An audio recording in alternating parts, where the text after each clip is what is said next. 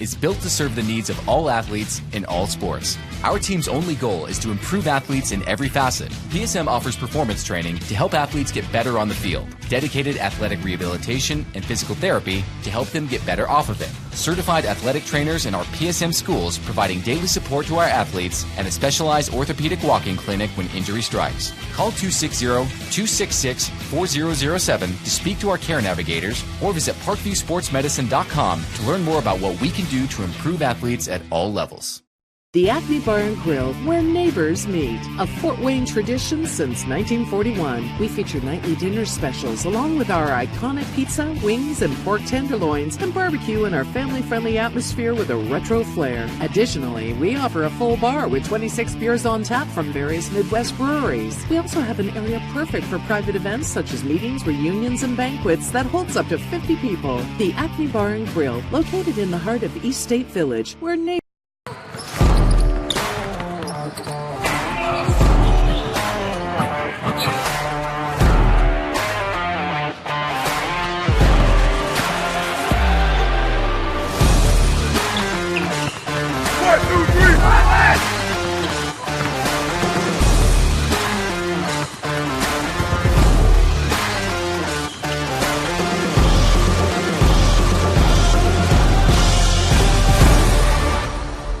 Give your home the curb appeal it deserves and trust Kurt's Mio to power wash your home. Additional services include concrete sealing, deck and fence cleaning, driveway replacement, and stamped concrete. Just head on over to kurtzmio.com.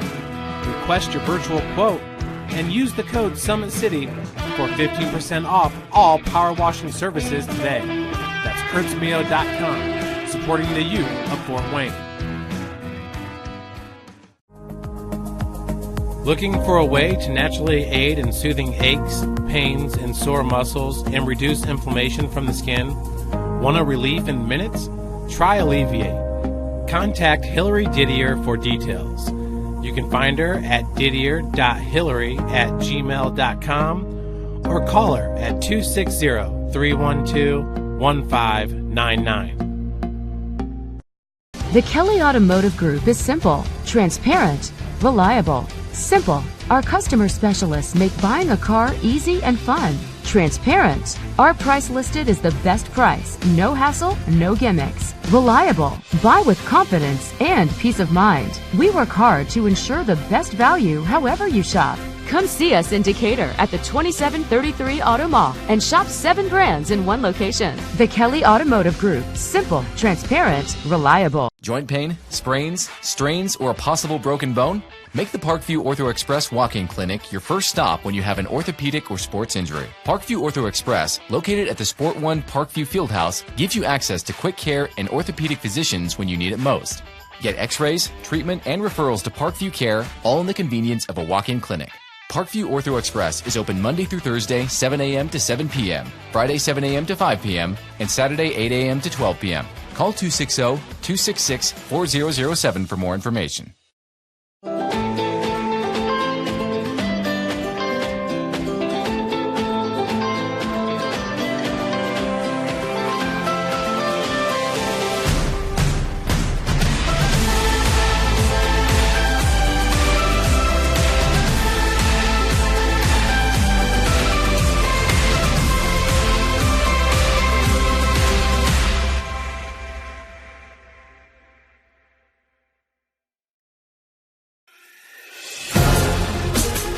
Developing athletes to be foundationally strong.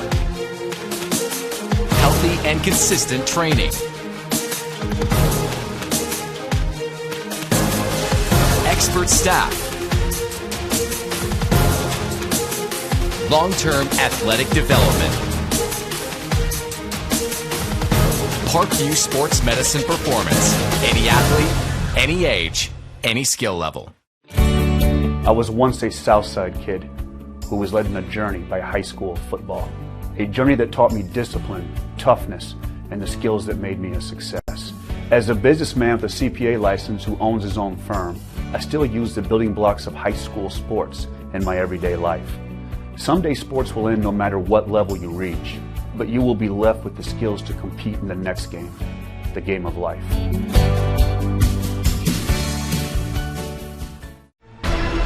Thank you for supporting Summit City Sports. For the last several years, we've provided the Fort Wayne community and beyond with coverage of a variety of sports, thanks to our title sponsorship from Parkview Sports Medicine. Since we began in 2015, our annual budget has covered the cost of videographers and commentators to over 300 plus games each year. New equipment and maintenance of that equipment, along with increased broadcast rights fees from the IHSAA. This season, we're reaching out to friends, families, and local businesses for additional sponsorships and donations. You can help us grow and get coverage to your favorite team or sport. A Summit City Sports sponsorship or donation will help make that happen. We have the goal of bringing fans live stream games of every SAC game we cover. With the additional funds, we'd invest in mobile internet devices, allowing us to bring our supporters every SAC conference football and boys and girls basketball games live, as well as more coverage for sports like cross country, tennis, golf, swimming, wrestling, track and field, baseball, and softball. For more information on sponsorships or how to donate, visit SummitCitySports.com.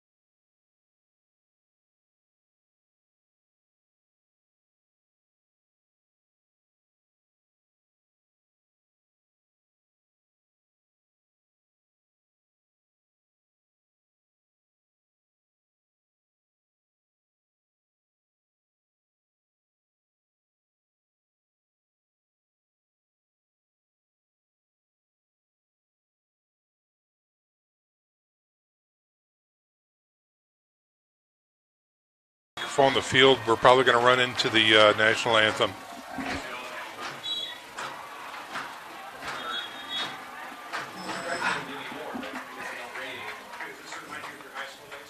Good evening, football fans, and welcome to SAC Football here on Redeemer Radio. We are broadcasting live from Bishop Luers High School, where tonight it is the Snider Panthers taking on the Bishop Luers Knights.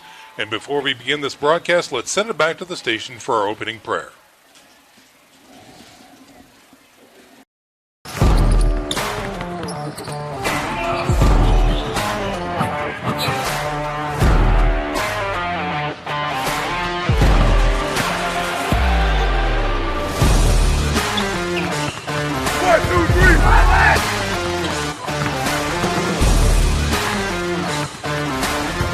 McBride here, joined by Mike Geely up in the booth. Down on the carpet, we have Eric Pete as our sideline reporter and Mr. Nick Gray. We are pleased to bring you the final chapter, if you will, to the 2019 regular season. As tonight, it is the Snider Panthers coming in to the Bishop Luers field to take on these Bishop Luers Knights. And Mike Geely, it looks like before we get to the keys to victory, we might take a moment and take a listen to tonight's rendering of the national anthem. So, folks, we invite you to listen in, please. Ladies and gentlemen, please stand for our national anthem. We sung this evening by Bishop Luers senior class members Dale Herbert and Jordan Lattimore. Oh, say, can you see by the dawn's early light what so proudly we hailed at the twilight's last gleam, whose broad stripes and bright stars through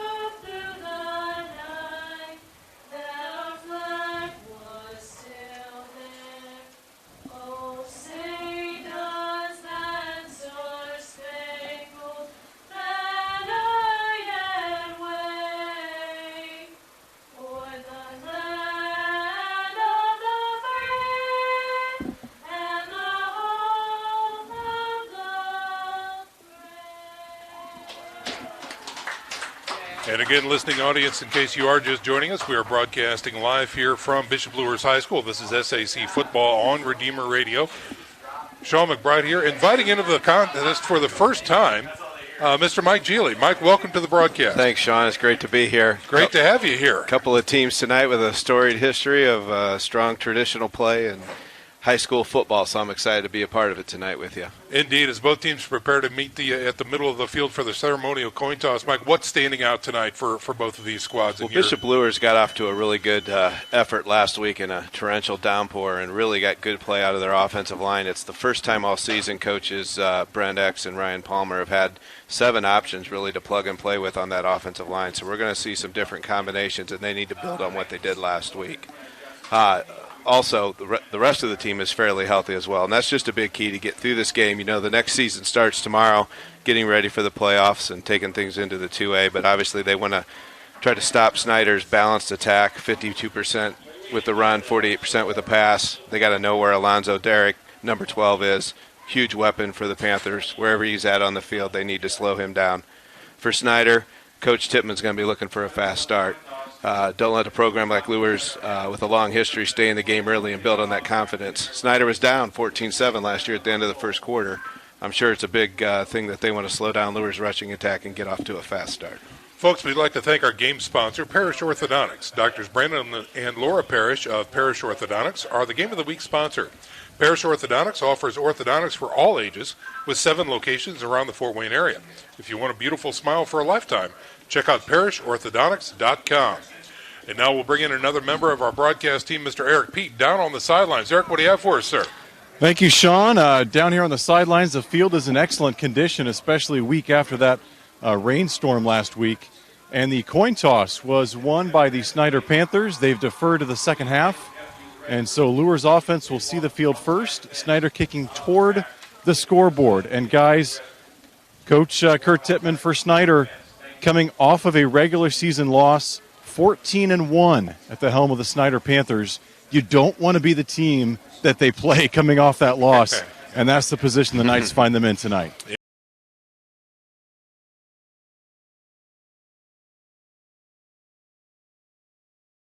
But now they take on the Bishop Luers Knights here on the south side of Fort Wayne, and we are getting ready to kick things off here. Very special thanks to our media sponsor tonight, Dr. Adam Osinka of Northeast Chiropractic Center. They are the sports media sponsor for Redeemer Radio. They're a patient-centered office that focuses on staying well through chiropractic, massage, exercise, and functional medicine. That's Northeast Chiropractic Center, Redeemer Radio's sports media sponsor. And here come the Snider Panthers with a kick.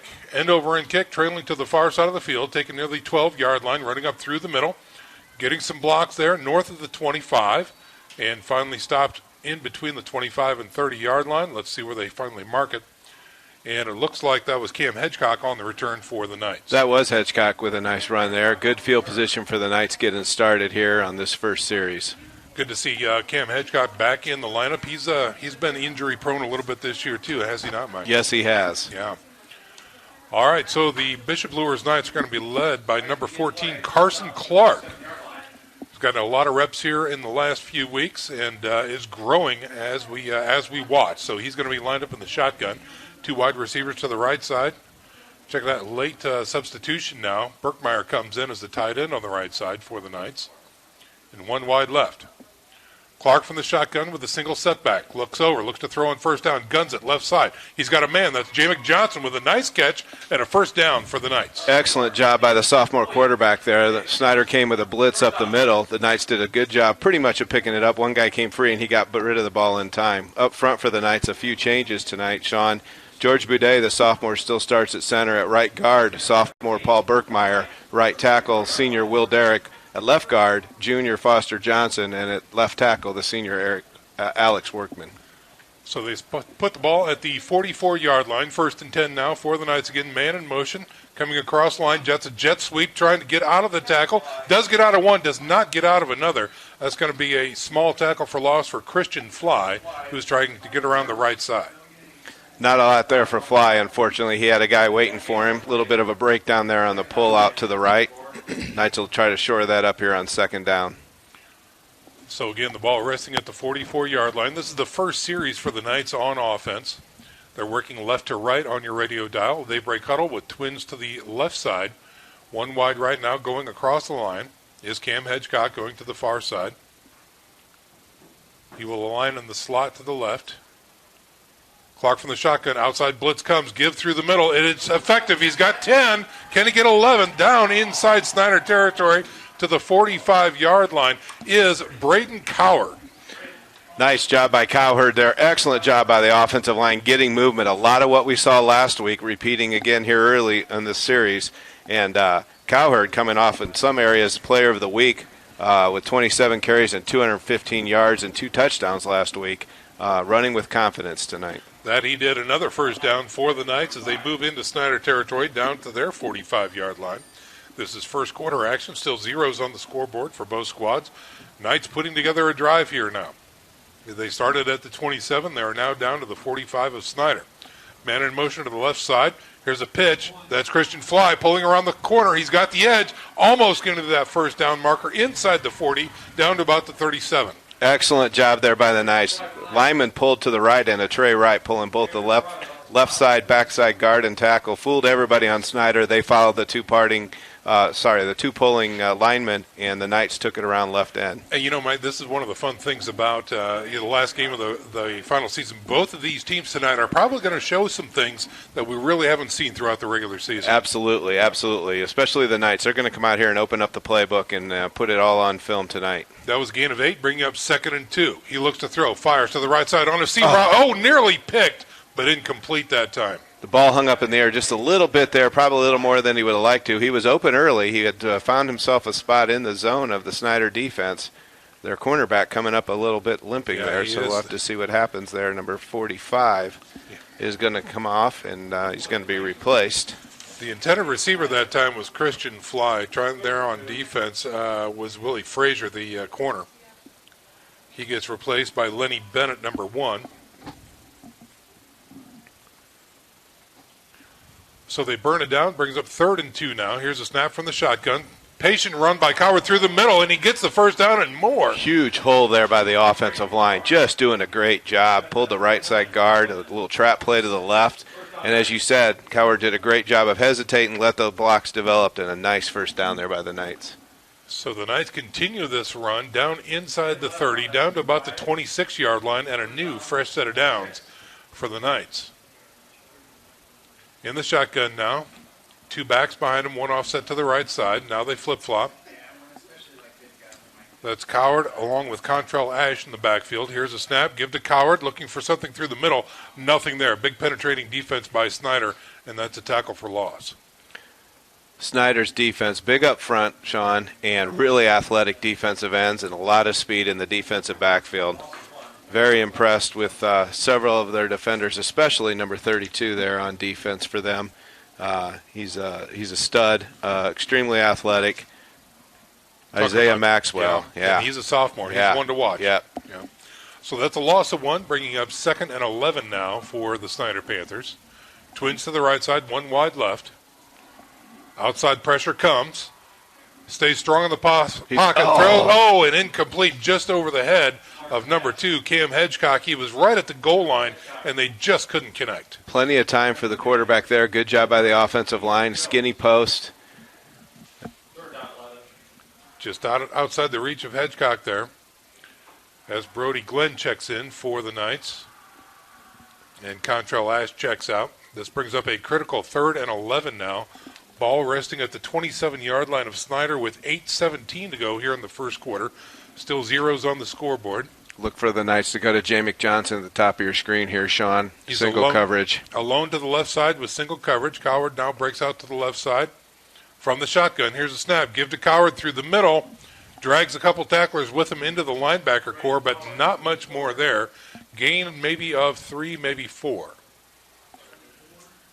And now it's decision time for the Knights here. It's going to bring up 4th and 8. 41-yard field goal attempt, and it looks like that's what the Knights are going to do as the field goal team comes onto the field. I think I'm right on the 41, right? Looks to be. Yep. All right. So is that Carter Drake? Yes, it is. Grant Brow on the snap. Berkmeyer on the Berkmeyer hold. on the hold for a 41-yard field goal attempt. The snap is there. The hold is down. The kick is going and going and going, and no good. Oh. Just shy is Carter Drake, and they'd come up empty on the first drive. Still a great drive for the Knights. Good ball possession. That's what they want to do. They want to control the ball, control the clock, move down the field. It would have been nice to come away with 3 there. Surely would. He just needed an extra yard, and it looks like he would have had it. But Carter Drake comes up dry on their first attempt here, and that gives the ball to the Snider Panthers now as they come out on offense. They are led by John Barnes Jr., the senior quarterback, 5'10", 165 pounds. Number 17 is Barnes. He really passes the eye test. And let's see what he does here on 1st and 10 from the 20. Give to the tailback through the middle this time, and he gets into the linebacker core. Tackle by Berkmeyer there, inside linebacker. And that is Lenny Bennett, number 1. Wonder if they've got a 1 on offense and a 1 on defense tonight for Snider.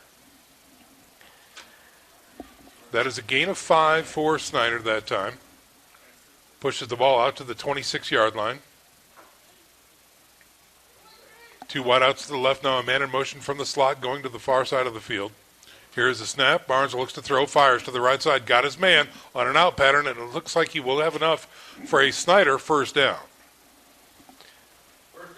Good tackle out there by Ramon Anderson for the Knights. Up front for the Knights tonight, a new starter. Senior Luke Miller gets the start at D-tackle alongside junior Ben Rectanis and senior Will Derrick.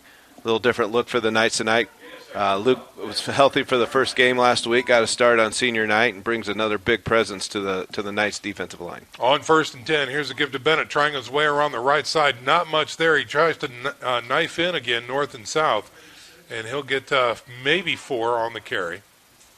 And that's going to bring up 2nd and 6. Good job by those 3 guys I was just talking about up front there. They're absorbing a lot of blockers. If you look at Snider's offensive line, their strong side is to the left, and then their quick side is on the right. And they'll look to run left and pull that quick side behind. Here it is on 2nd down. Lenny Bennett tries to crash the corner. He does get some positive yards. Knocked down. Looks like, was that Ben Jennings, yes, number 10 on the tackle? Yep. So he gets just north of the 40-yard line. That's going to bring up 3rd and 2 now for the Snider Panthers. Off of the legs of Lenny Bennett. Standout running back. Over 100 carries this season for Bennett. Here's a snap.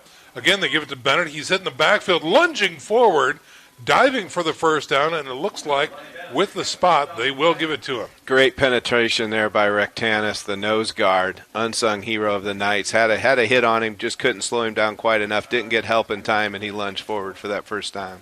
Rectanis will absorb a lot of blockers in there. And he will. 1st and 10 now for the Snider Panthers. Man in motion to the left side. He's looking to throw on 1st down. Going over the middle. He's got a man. It is caught. Trying to break outside. Wrapped up from behind and dropped. But it is into Luers territory. Down at about the 28-yard line. Tackle by Anderson. There were 3 Knights in the zip code of that play there, but unfortunately they just found the soft spot in the zone, and the pass was right on the money. You mentioned, he's got an ability to run and throw. Barnes brings a balanced attack for this team. That one was to Jermaine Wells, and they will mark it down at the 28-yard line of the Knights and give the Snider Panthers a 1st and 10. And now, we got flags on the play. And it looks like this one is going to be against the Snider Panthers. Offsides on the Panthers. Either the left tackle jumped, or it was actually, I think, one of the wide receivers split left, lined up offsides. Okay. Well, again, folks, this is first quarter action here from Bishop Luers High School. Still zeros on the scoreboard. This is the first opportunity for the Snider Panthers on offense as the Knights drove and ended up with a failed field goal attempt. Here is a 1st and 15 throw out to the flats. It is caught. He's got a blocker downfield, knocked out of bounds inside the red zone, inside the 10-yard line, it looks like, for the Snider Panthers. Christian Fly making the touchdown-saving tackle there at about the 7-8 line. I believe that was Noah Hunden, or check that, maybe 24, Dylan Duff. Yes, Dylan Duff on the catch for the Snider Panthers. And that was a big one. Again, they're now 1st and goal. It was a well set up play by the Panthers. All right, so now the running back for the Snider Panthers is Cam Trotter. He's back to block as Barnes is in trouble. He looks to throw, throws it into the end zone, and no good. Flag coming out, another flag coming out. I think might be some men downfield maybe. Yeah, I think that could be the case. There also wasn't a wide receiver anywhere near that pass, but was he outside the tackle box on that? Yeah, I think he probably was. He was near the sideline, so let's wait and see what the officials tell us here. Good pressure by Ben Jennings there in the backfield, putting the pressure on him, making him throw the ball before he wanted to. And what a difference a week makes here. Remember last week, the rain, and it was just terrible, but beautiful night here on the south side of Fort Wayne now. Great night to end the final season with, and the second season coming up next week. And it looks like we're getting ready for the call as the official comes over and talks to the Luers sidelines. Illegal man downfield. That's exactly what it You looks were all like. over that one. Yeah. That one is declined. Intentional grounding. Intentional I thought grounding. so. Yeah, that's exactly what they call. Okay. So that is a huge one because, again, that is a spot foul, and I believe they're going to burn that down as well. That is correct. Yeah, from the 8-yard line now they move it outside to about the 26. So it's second and goal from the 26-yard line now for Snider. Two wideouts to the far side. Here's a throw on the slant. Nice caught hit. and separated. And incomplete that time. Excellent tackle there by Ramon Anderson, a 5'8", 148 junior. Receiver had to go up in the air for that one, Sean, and Ramon just took out his legs. But good pressure by the Knights as well. The defensive coordinator for the Knights, Greg Smith-Causey, is actually out of town tonight, so it's defensive coordinating by committee.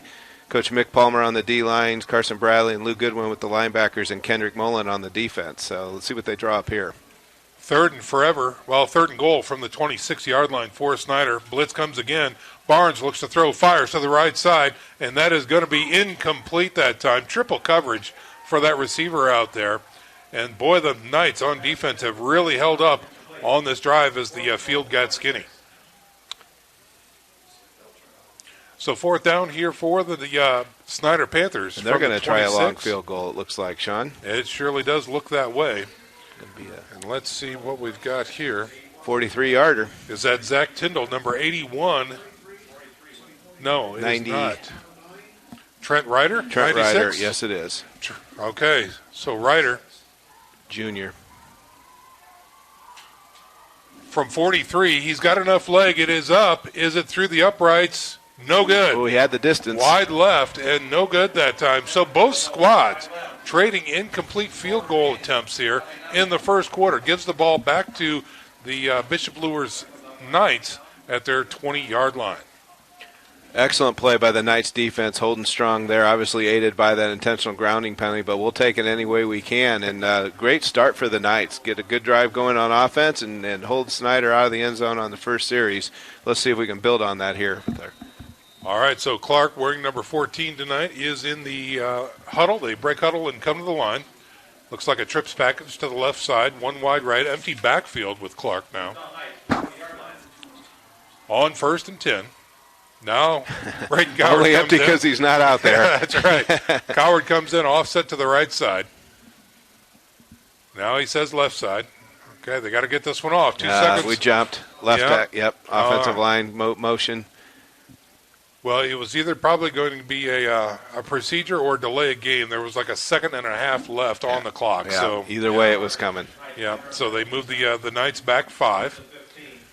And that'll be 1st and 15 from the 15-yard line now, coming up for the men in black. The Knights moving left to right on your radio dial. We've got 5 minutes and 1 second remaining in the first quarter. Still zeros on the scoreboard. All right, little different look now as they spread things out. Twins right and left with a single setback. Looking over the defense, here's a snap. He looks to throw, fires to the flats, and incomplete that time. Intended receiver was number 4, Johnny Sewell, and they just couldn't make the connection.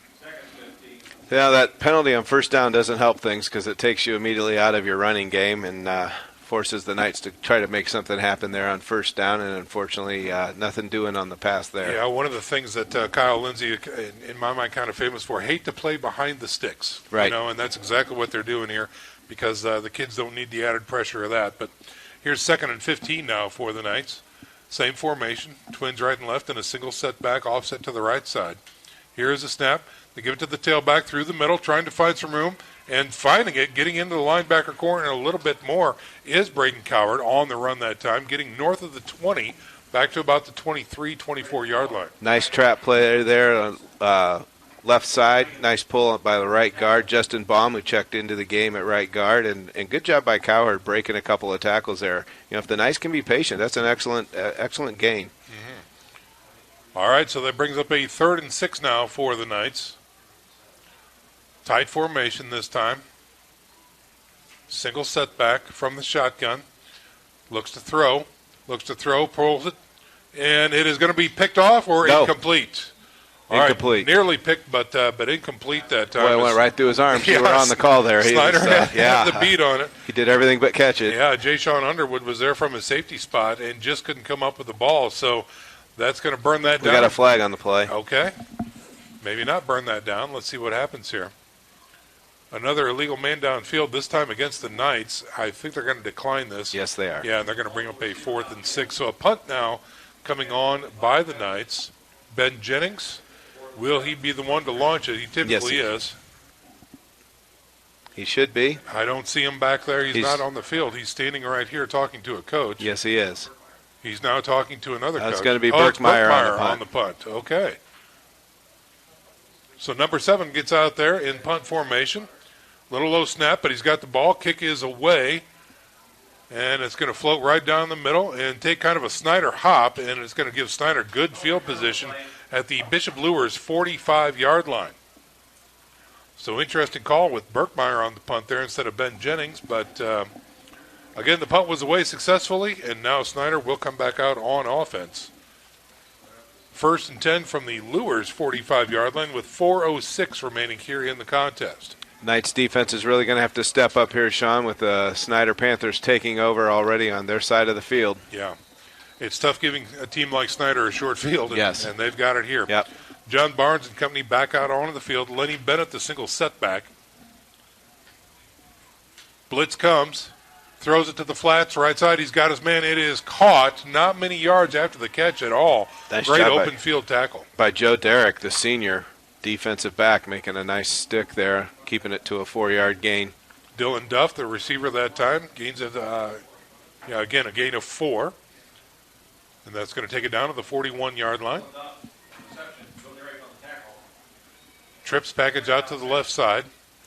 Barnes, read option, gives it to Bennett, tries his way through the middle, patient run, driving in that pile, still on his feet. He's down at the 20-yard line, gets inside the red zone to about the 19. A big scrum, and how Lenny Bennett emerged on his feet was amazing. I'm not sure how that happened either. A touchdown-saving tackle by Ben Jennings, though. You know, the Knights are bringing pressure on every play. We're blitzing from all different angles, which is nice to see. But that's what happens once they get to the second level. It opens things up. So a 1st and 10 for the Snider Panthers from the 19-yard line. Man in motion now to the left side. Here's a snap. And, again, it is a jet sweep. Patient one this time. As, again, Bennett driving tacklers down to about the 11-yard line. Nick Berkmeyer and Cameron Hedgecock on the tackle there for the Knights. It's going to bring up 2nd and short. That it will. Gain of about 7 that time. Brings up 2nd and 3 now. Well, this drive started on the 45-yard line for Snider, and now they are threatening inside the red zone. Ball resting at the 11-yard line of Bishop Luers. On 2nd and 3, Barnes looks over the defense. Here's a snap. Give to Bennett. No, interior pitch. That's Cam Trotter, number 6, who should have enough for a first down inside the 10, down to about the 8. Tackle there by Grant Brow and a host of Knights, but unfortunately it is going to be enough for a first down. It will. And it looks like that's probably going to be around the 7, actually, is where they mark him. So this brings up a 1st and goal for the Snider Panthers as they wind the clock. Single setback is Bennett. In the shotgun is Barnes. Here's a snap. And he looks to throw. Rolls out of the pocket. Rolling right. Firing. Could be picked. Nearly picked. And incomplete. Ramon Anderson almost had the pick there. Dove in front of the intended wide receiver. Ball bounced off him, unfortunately. It's going to bring up one more try here for the Panthers. Yeah, great job jumping that route by Ramon Anderson, causing the incomplete pass. Well, that stops the clock at 2:22 to go here in the first quarter. Snider again facing 2nd and goal from about the 7. Here's a snap. Bennett this way tries to find a way around the left side and will find a few yards down inside the 5 to about the 4-yard line. Excellent effort out of the Knights defense. There's 11 guys on the ball carrier there, and he picked up a couple of hard-fought yards, but stout play there by the D-line. Look for that one more time here on 3rd down. Yeah, they need a goal line stand, do the Knights right here, and this is a good time to do it on 3rd and goal from the 4-yard line. Snider, again, single setback. Give to Bennett. Dances his way around the right side, cutting it back through the middle. Getting dragged down. Did he cross the plane is the question. I don't see a signal yet. I don't think so. Yet. There's a big scrum right in the middle of the field. The arms are not up yet. No, he's going to be a half a yard short. 4th down. So the Knights defense holds. Will they try and punch it in, or will they go for a field goal at this point? It looks like they're going to bring in the heavy package here. That's what it looks like to me. For Snider. I didn't think it could get any heavier, but it looks like it is on the left side of the line. There is some beef moving on to the field here for the Snider Panthers. 4th and 1. All right, and it looks like, do we have a timeout on the field? They were going to go with under center. Barnes was going to be under center with 2 men in the backfield behind him. And a host of new linemen up front. But we've got a timeout on the field right now. Snider's in an unbalanced right with an extra offensive tackle in at tight end. And the white hat doesn't like what he sees. He's pulling his teams up off the ball. And he's going to make the call here. We don't really know what the call is yet. We're going to adjust the game clock to 1:10. They need to adjust the clock to 1:10. All right, so it was a clock management issue there. So 3 backs in the backfield, unbalanced line right, everybody in tight. All right, they blow the whistle. Barnes under center. Power eye right, basically, and it's a huge scrum right at the line. There it is, touchdown. Yep. They needed 1, and they got 1.5. So touchdown Snider with 1:04 remaining here in the first quarter. And, again, that was a short field drive. It started at the 45-yard line. And Snider was able to capitalize on that short field, Mike. Yeah, they were. You know, the Knights did everything they could there, got it down to 4 downs here, right, punched it in, and unfortunately they just couldn't keep them out of the end zone. Too much power up front. Ryder with the chip in for the PAT. The kick is up. It looks good from here, and it is. 7-0 is your score with 1:04 remaining here in the first quarter. We're going to step out for a 30-second break. You're listening to SAC Football here on Redeemer Radio, 106.3 FM. Sports Medicine's integrated sports medicine team is built to serve the needs of all athletes in all sports. Our team's only goal is to improve athletes in every facet. PSM offers performance training to help athletes get better on the field, dedicated athletic rehabilitation and physical therapy to help them get better off of it, certified athletic trainers in our PSM schools providing daily support to our athletes, and a specialized orthopedic walking clinic when injury strikes. Call 260-266-4007 to speak to our care navigator. Redeemer Radio. After the score, we'll check in on the sidelines with Eric Pete. Eric, what do you have for us, sir? Well, Sean, I just got to say I really like what I see out of the Knights defense. I think the word that was used up in the booth was stout, and that's the best word to describe it. You know, holding Snider to a missed field goal in the first possession and then pushing them to 4th and 1 when they had 1st and goal at the 5. These are the type of drives that can build confidence, and that's one thing I want to see out of the Knights tonight.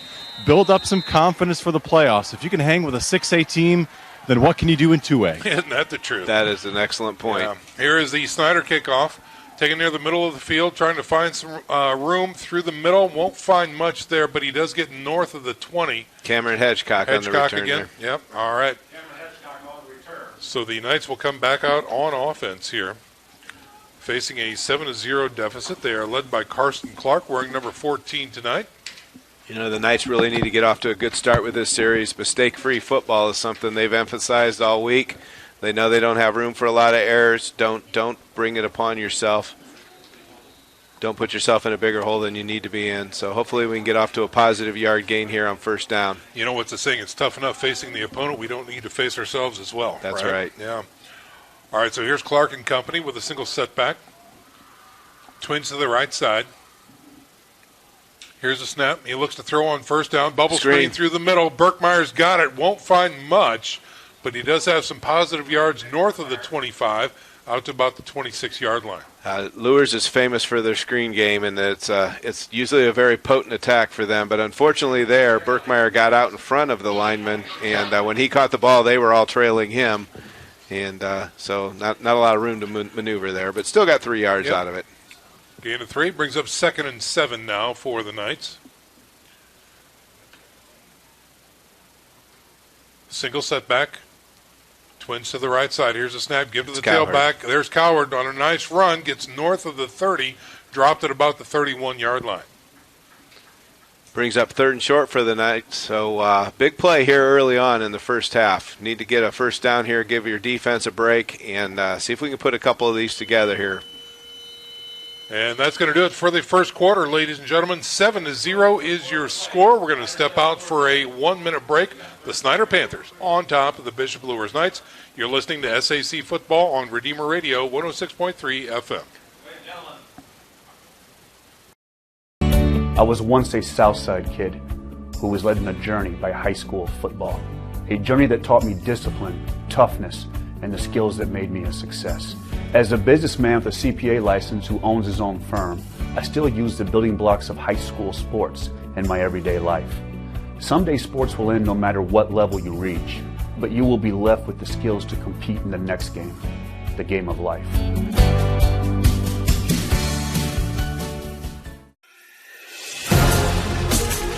Developing athletes to be foundationally strong. Healthy and consistent training. Expert staff. Long-term athletic development. Parkview Sports Medicine Performance. Any athlete, any... All right, the timeout is over. We are now in second quarter action, and the Knights are facing a 3rd and 2, moving right to left on your radio dial here. From their own 32-yard line. Man in motion is Berkmeyer coming around to the left side. Get to the tailback. He's found some room. He's got it. That's Coward lunging forward for a Knights first down. My critical 3rd down conversion right there. Oh, it was big play there. Good push by the offensive line on the left side. Workman and Boudet at the center there getting a good push, and really good second effort by Cowherd to leap forward for that extra yard he needed. They put it at the 35-yard line, and it does give the Knights a 1st and 10. As they break huddle, it'll be Hedgecock and Berkmeyer out to the right side. Jamek Johnson alone on the left side, working off the left hash mark. Here's a snap. Give to Coward. No, he looks to throw. He's chased out of the pocket, rolling to the right. Throws and incomplete that time. No flag on the play. It was considered a forward pass and incomplete. Tough pressure on the backside there. Good job by the sophomore quarterback. Roll out, using his feet, trying to give himself a little extra space. Got rid of it just in time. Good job there not taking the sack. Indeed. Yeah. Late flag on the play. All right. So we'll talk about that late flag here, and as we can, we'll check in with Nick. Do you have some scores from around the area, Nick? What do you have for us? Okay.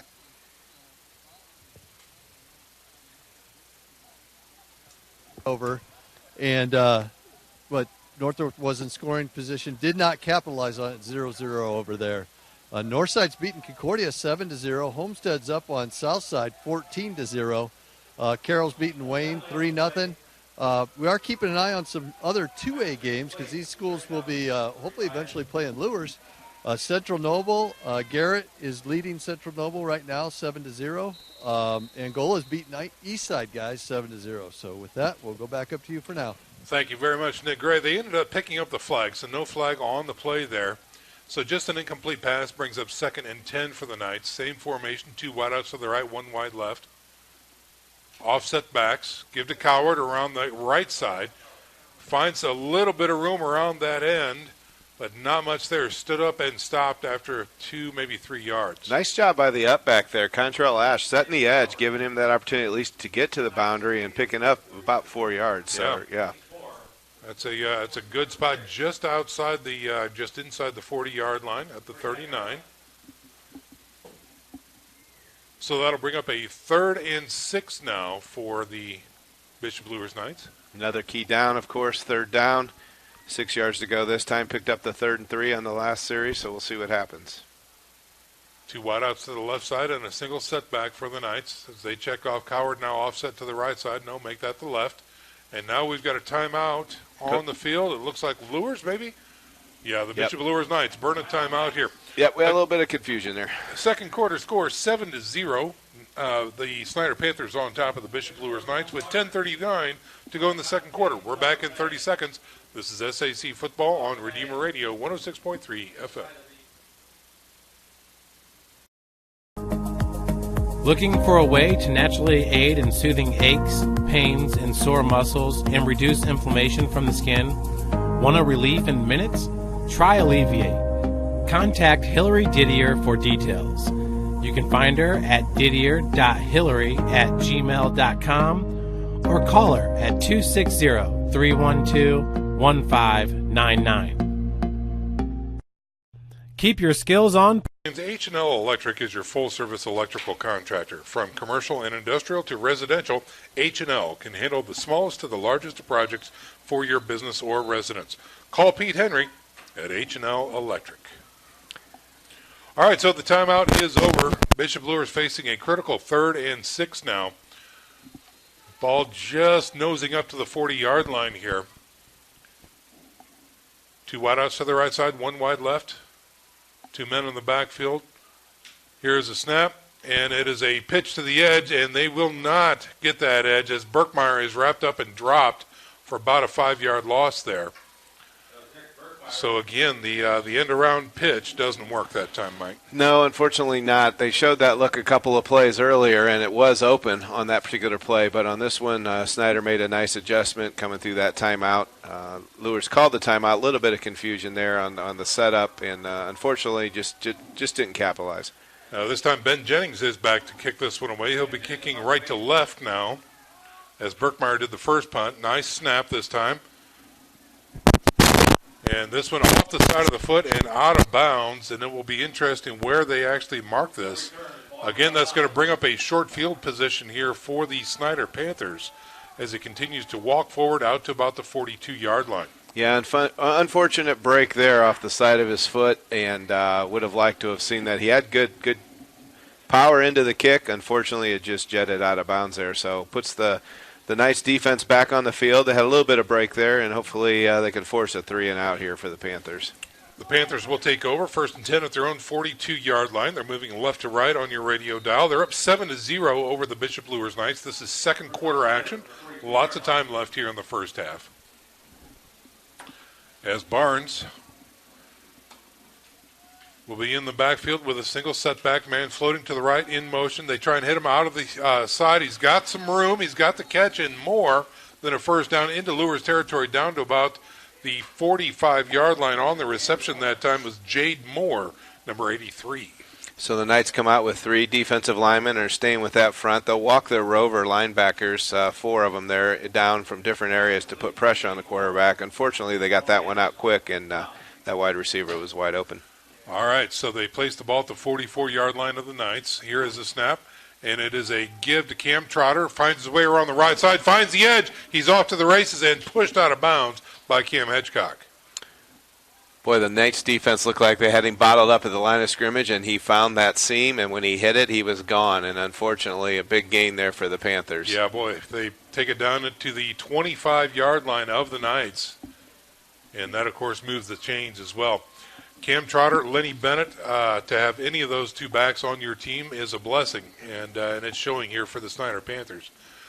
On 1st and 10, here's a snap. Again, this time, no, it's going to be an option, and Bennett finally pitches it to the left side, gets to the 20, breaks 1 tackle, can't break another.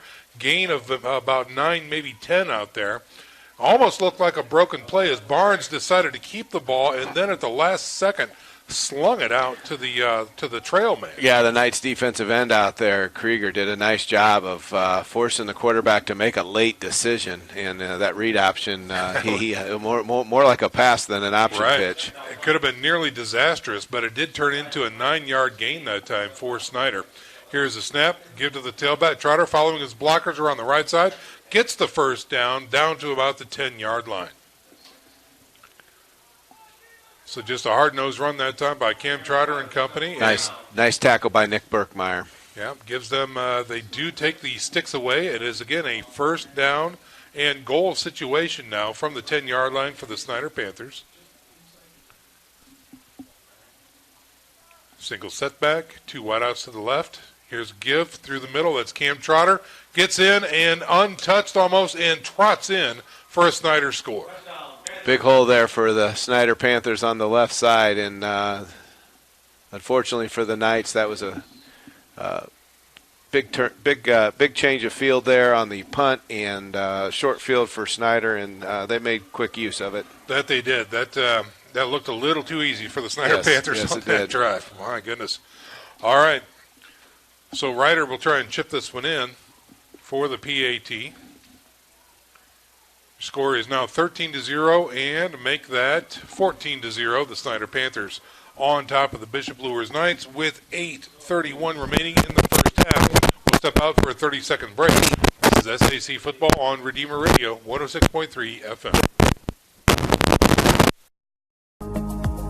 Looking for a way to naturally aid in soothing aches, pains, and sore muscles and reduce inflammation from the skin?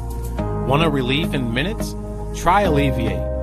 Contact Hillary Didier for details.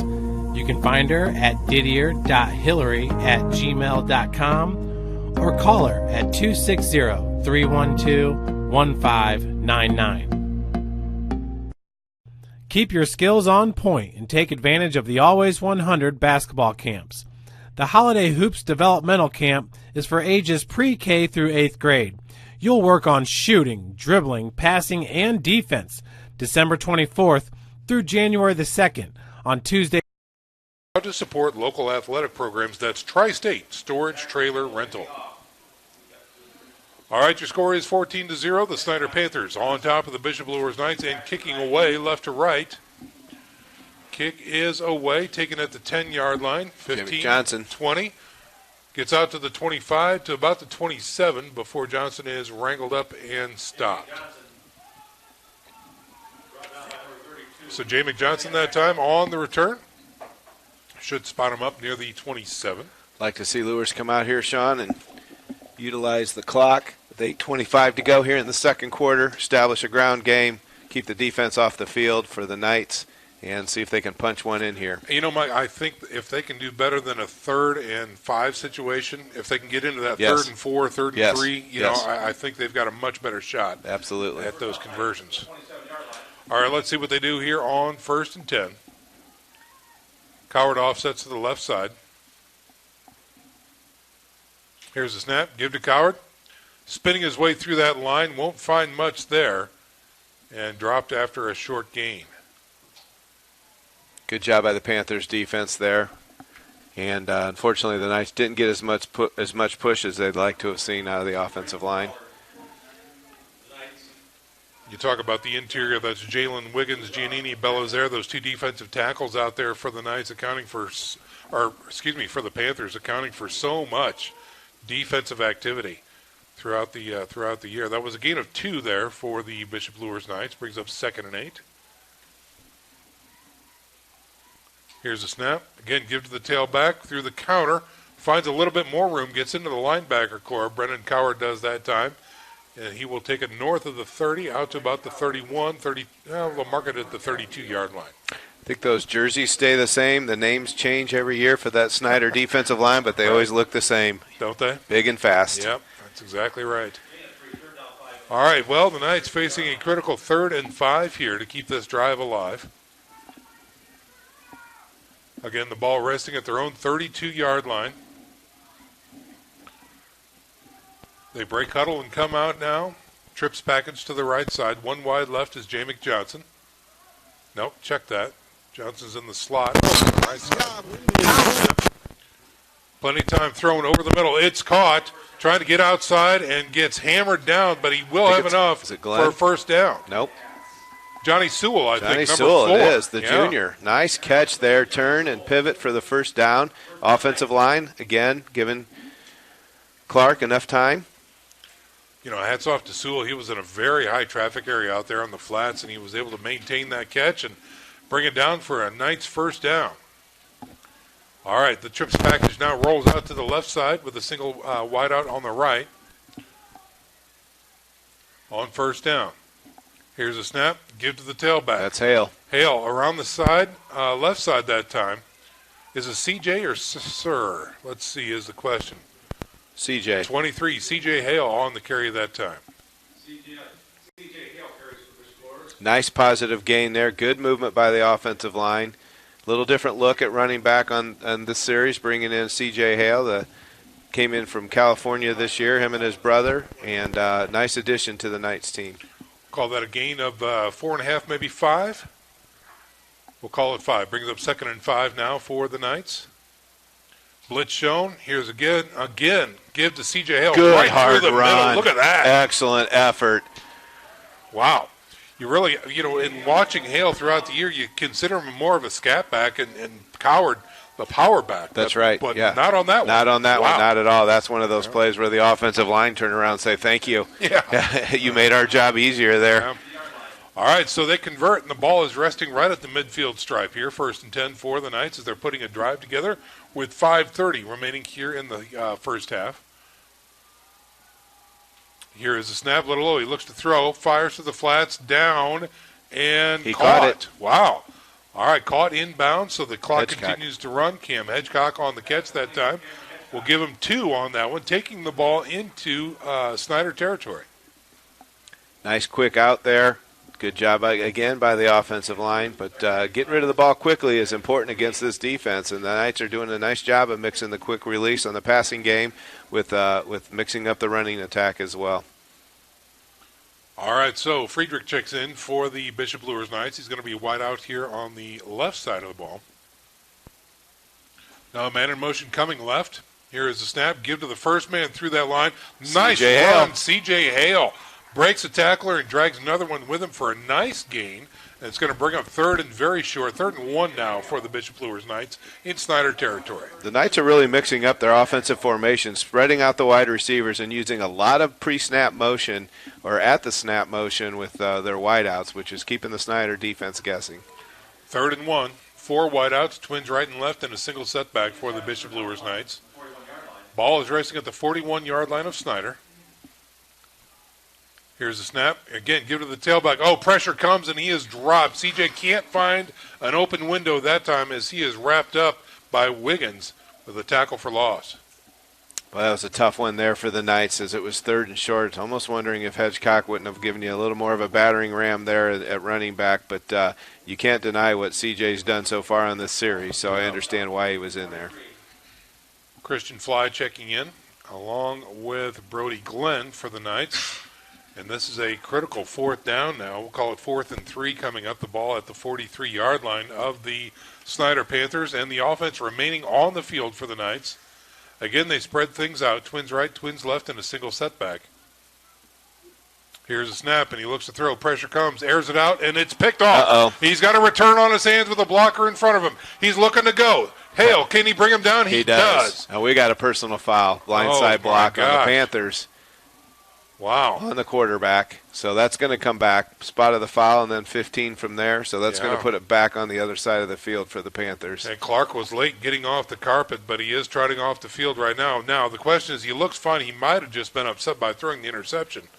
But the penalty is surely going to erase that big return that time. Yeah, I think it's more frustration. But, it's 4th and 4, and we're trying to make something happen. And the big key there was not to give up a big return. All right, Eric Pete, let's check in. What do you have for us, sir? Well, you see plays like that from Carson Clark. You got to remember he's a sophomore, and talk about baptism by fire. 2 of his first 3 games as a starting quarterback come against the Bishop Dwenger Saints and the Snider Panthers, 2 of the premier defenses in all of Indiana. So, what you're seeing out of him tonight, we're not really looking and being concerned about numbers. It's more about the reps. It's about getting experience, and every single snap under center is going to pay dividends down the road.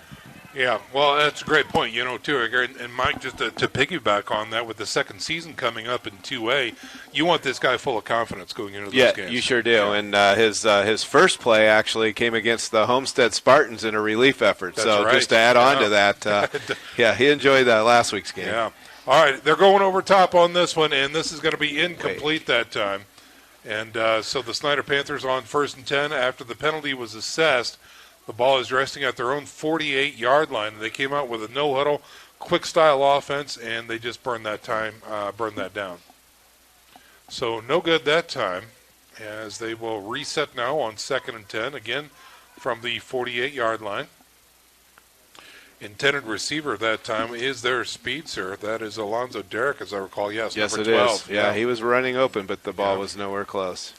He'll be in the slot to the right. Outside will be Sims. Here's a snap. Here's a screen as Derrick has the ball. He's at the 50 into Luers territory.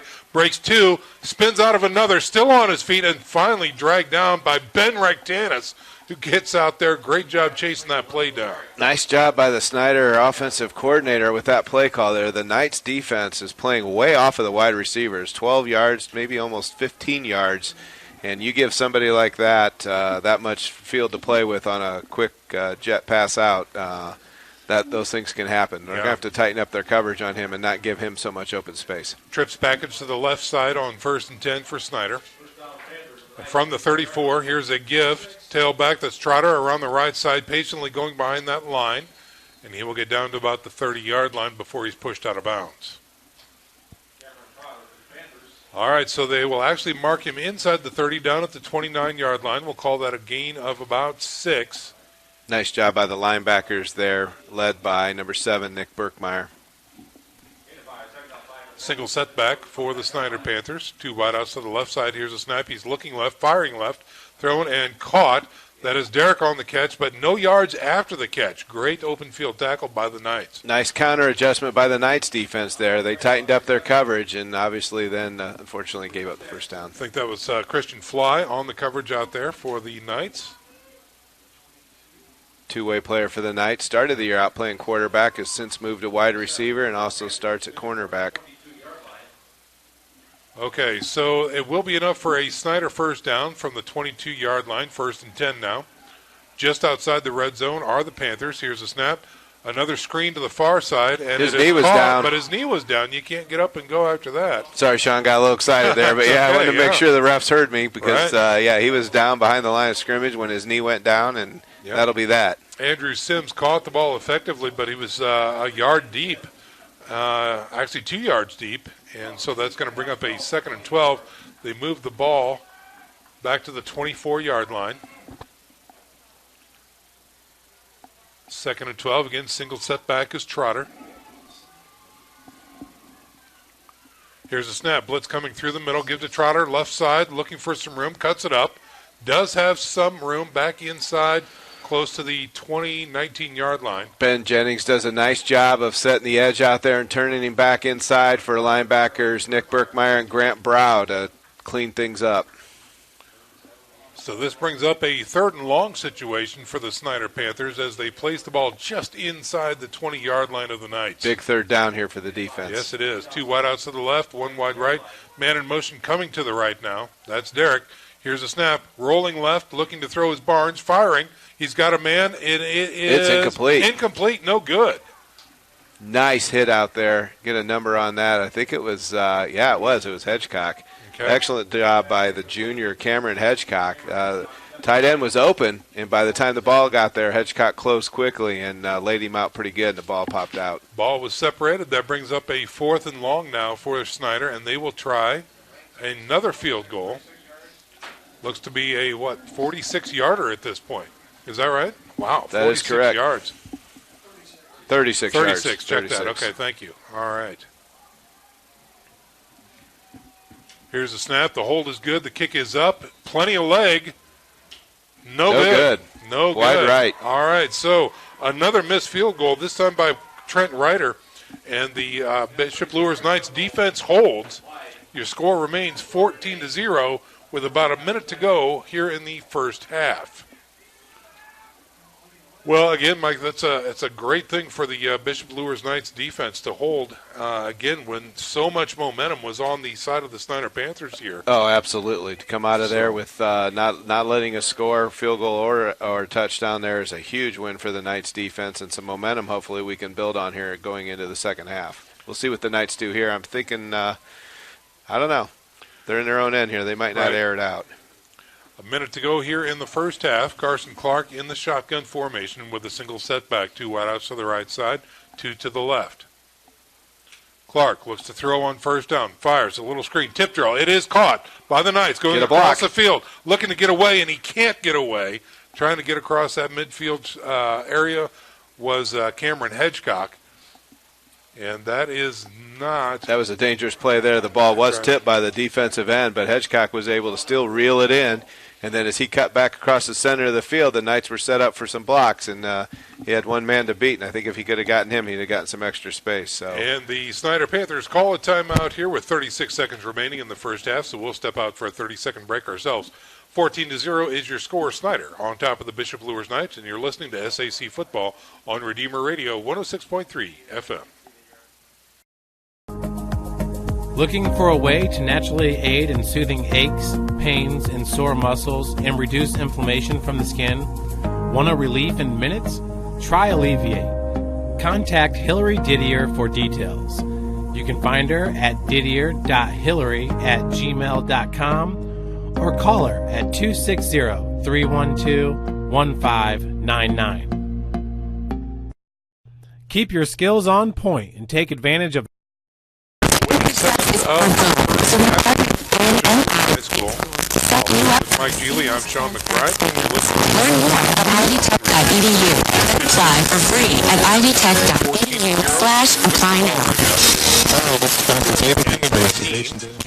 Here's the snap. Give to the tailback through the middle. Plenty of room that time. Dragging a tackler with him is Coward, number 5, getting that loss back and then some.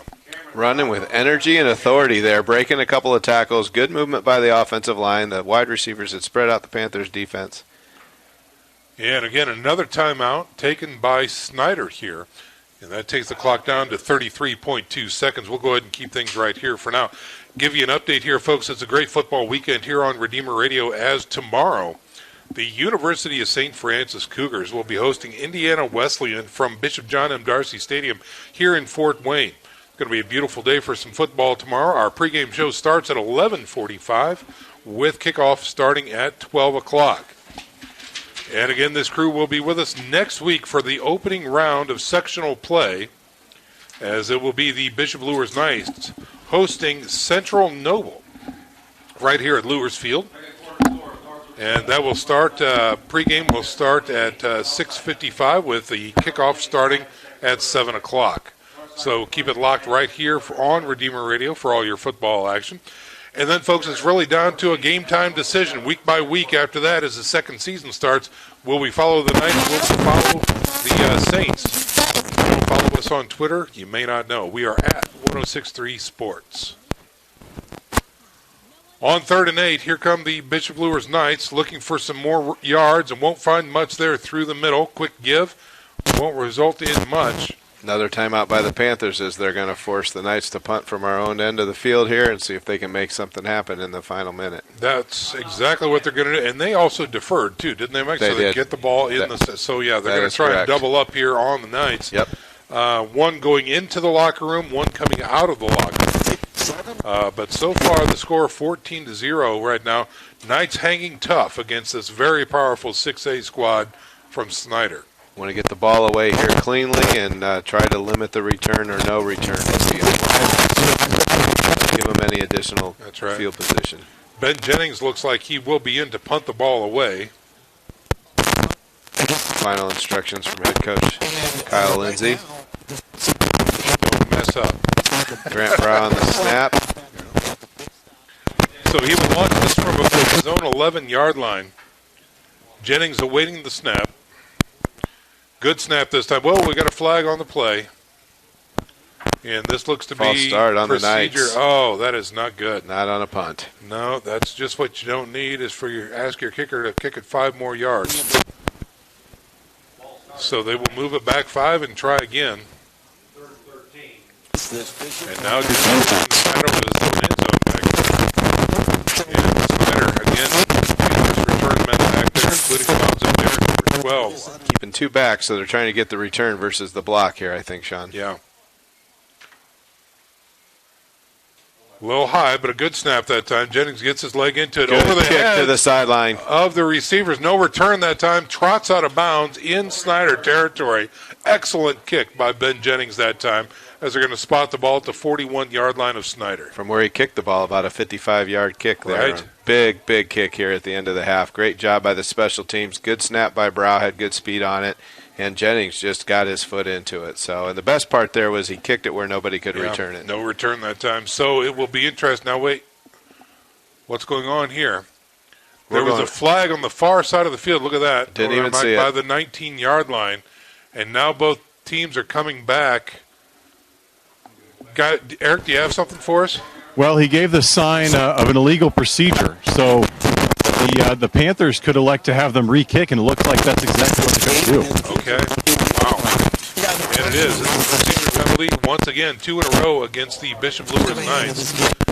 And this means that the ball will then be placed at about the 13-yard line, it looks like. Well, if our coaches didn't have anything to talk about at halftime, they've got a few things to discuss. Well, can Jennings do it again? This is the question. He is now standing in his own end zone, awaiting the snap. Brow, good snap this time. Gets the ball high in the air. It's a shorter kick, end-over-end kick, and it will be fair caught and covered. But I think he got back on. Yeah, near the 32-yard line of Bishop Luers. So, again, that last penalty was really a killer, as the Snider Panthers will come out on offense with 13 seconds remaining in the first half, already up 2 scores. A little extra pressure there on the left side made him change his follow-through on his kick, and it affected him by about 30 yards there. Surely did. So John Barnes and company getting some final instructions on this, the last or one of the last 2 plays here in the first half. I know the scoreboard might not reflect it, but only giving up 14 points so far in the first half. It's been a good effort out of the Knights defense, and we really want to get out of here in the next 13 seconds without giving up another score. That's it. All right, so the Snider Panthers will line up with 2 wide receivers to the right side, tight end right as well. Barnes looks to throw, first down, guns it to the flats, in and out of the hands of the receiver. No good. Number 24 there. Dylan Duff. Unfortunately, the ball went through his hands, and the Knights were there to make the tackle, but it was going to be a good 10-yard gain and probably a first down. Yeah. Again, one of those classic things, Mike. You look to make your move and continue the play before you actually have the ball. Exactly. 9 seconds here, so let's see what the Knights can dial up. They've been bringing pressure from different angles. Let's see if we can dial up a blitz here to put some pressure on them. Duff will be in the slot. Alonzo Clark wide out to the right side. Here's a snap. He rolls right. He looks, fires to the flats. He's got him, and he goes down. And that is a good catch inbounds. And, yeah, that's going to do it. Yes, it is. The Knights defense holds with a late charge by the Snider Panthers, going into the locker room down 2 scores. 14-0 is your score. The Snider Panthers on top of the Bishop Luers Knights. We'll be back with our halftime presentation after this 1-minute break. You're listening to SAC Football on Redeemer Radio, 106.3 FM. I was once a Southside kid who was led on a journey by high school football. A journey that taught me discipline, toughness, and the skills that made me a success. As a businessman with a CPA license who owns his own firm, I still use the building blocks of high school sports in my everyday life. Someday sports will end no matter what level you reach, but you will be left with the skills to compete in the next game, the game of life.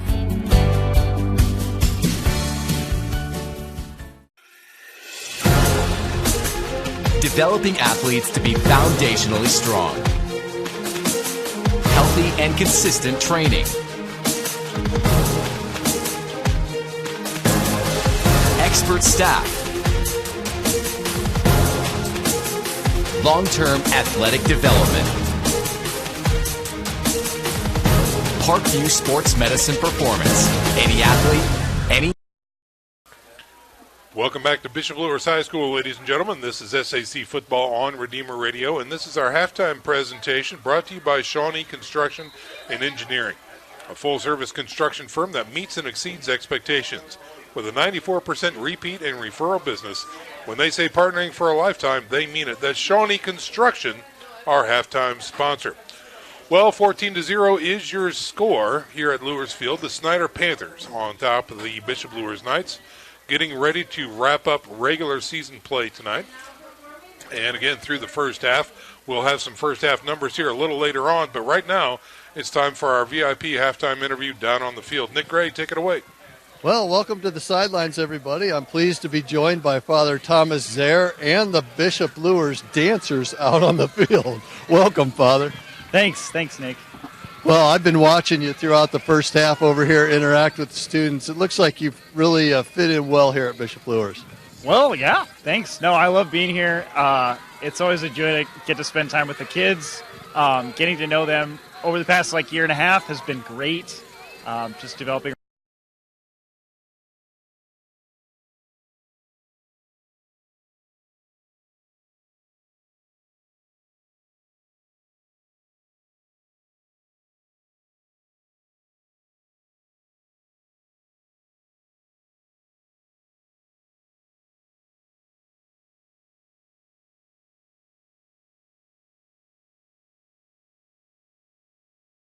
Sports Medicine's integrated sports medicine team is built to serve the needs of all athletes in all sports. Our team's only goal is to improve athletes in every facet. PSM offers performance training to help athletes get better on the field, dedicated athletic rehabilitation and physical therapy to help them get better off of it, certified athletic trainers in our PSM schools providing daily support to our athletes, and a specialized orthopedic walking clinic when injury strikes. Call 260-266-4007 to speak to our care navigators or visit parkviewsportsmedicine.com to learn more about what we can do to improve athletes at all levels. The Acme Bar and Grill, where neighbors meet. A Fort Wayne tradition since 1941. We feature nightly dinner specials along with our iconic pizza, wings, and pork tenderloins, and barbecue in our family-friendly atmosphere with a retro flair. Additionally, we offer a full bar with 26 beers on tap from various Midwest breweries. We also have an area perfect for private events such as meetings, reunions, and banquets that holds up to 50 people. The Acme Bar and Grill, located in the heart of East State Village, where neighbors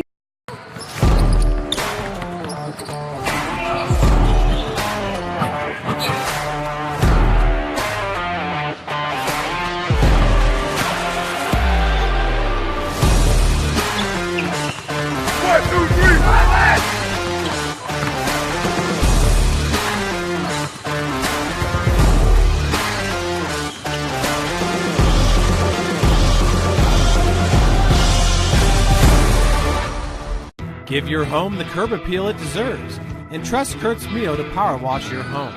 Additional services include concrete sealing, deck and fence cleaning, driveway replacement, and stamped concrete. Just head on over to kurtzmio.com, request your virtual quote, and use the code SummitCity for 15% off all power washing services today. That's kurtzmio.com, supporting the youth of Fort Wayne. Looking for a way to naturally aid in soothing aches, pains, and sore muscles and reduce inflammation from the skin? Want a relief in minutes? Try Alleviate. Contact Hillary Didier for details. You can find her at didier.hillary@gmail.com or call her at 260-312-1599.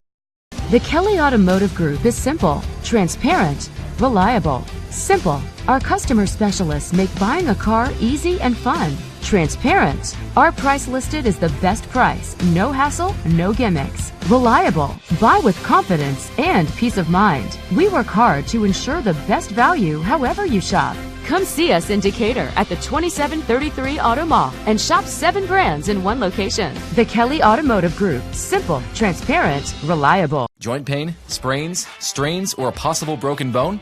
Make the Parkview Ortho Express walk-in clinic your first stop when you have an orthopedic or sports injury. Parkview Ortho Express, located at the Sport 1 Parkview Fieldhouse, gives you access to quick care and orthopedic physicians when you need it most. Get x-rays, treatment, and referrals to Parkview Care, all in the convenience of a walk-in clinic. Parkview Ortho Express is open Monday through Thursday, 7 a.m. to 7 p.m., Friday, 7 a.m. to 5 p.m., and Saturday, 8 a.m. to 12 p.m. Call 260-266-4007 for more information.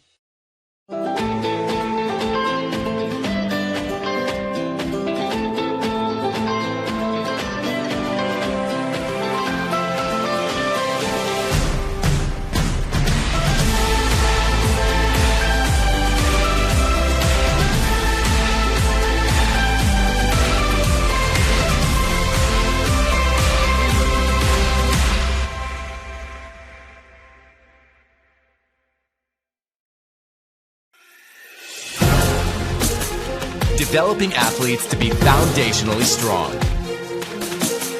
Healthy and consistent training. Expert staff. Long-term athletic development. Parkview Sports Medicine Performance. Any athlete, any age, any skill level. I was once a Southside kid who was led on a journey by high school football. A journey that taught me discipline, toughness, and the skills that made me a success. As a businessman with a CPA license who owns his own firm, I still use the building blocks of high school sports in my everyday life. Someday sports will end no matter what level you reach, but you will be left with the skills to compete in the next game, the game of life.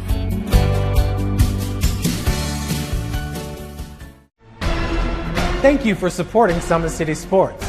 For the last several years, we've provided the Fort Wayne community and beyond with coverage of a variety of sports, thanks to our title sponsorship from Parkview Sports Medicine.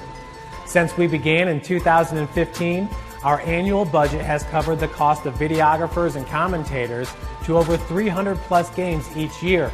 New equipment and maintenance of that equipment, along with increased broadcast rights fees from the IHSAA. This season, we're reaching out to friends, families, and local businesses for additional sponsorships and donations. You can help us grow and get coverage to your favorite team or sport. A Summit City Sports sponsorship or donation will help make that happen. We have the goal of bringing fans live stream games of every SAC game we cover. With the additional funds, we'd invest in mobile internet devices, allowing us to bring our supporters every SAC conference football and boys and girls basketball games live, as well as more coverage for sports like cross country, tennis, golf, swimming, wrestling, track and field, baseball, and softball. For more information on sponsorships or how to donate, visit SummitCitySports.com. All right, brother. Well, hey, we'll let you get back to the action. Enjoy the popcorn over there, okay? All right, you do the same. Corey Kitchen, everybody, with us tonight, checking in from a kind of a surprise over there at Spooler Stadium, where the Northrop Bruins are on top of the Bishop Dwenger Saints 7-0 at the half. But we are doing halftime here at Bishop Luers High School, where the Bishop Luers Knights trail the Snider Panthers 14-0. So lots to talk about in the first half of action, along with Mike Geely and Eric Pete in mere moments. But also we need to talk about those first half numbers as well. So when we come back after this 30-second break, we will do just exactly that. Stick around, football fans. This is SAC Football on Redeemer Radio, 106.3 FM. Looking for a way to naturally aid in soothing aches, pains, and sore muscles and reduce inflammation from the skin? Want a relief in minutes? Try Alleviate. Contact Hillary Didier for details. You can find her at didier.hillary@gmail.com or call her at 260-312-1599. Keep your skills on point and take advantage of the Always 100 basketball camp. From Bishop Luers High School. Well, locally and family-owned for 37 years, Tim Didier Meats has built a reputation for fresh custom meat orders and customer service. If you'd like that special cut of beef for your next gathering, Tim Didier Meats can help. Prime rib, filet mignon, and Tim's own special ground beef, made fresh daily, can be ordered within a day's notice. To place your order, call 260-482-8400 or find them on the web at timdidiermeats.com.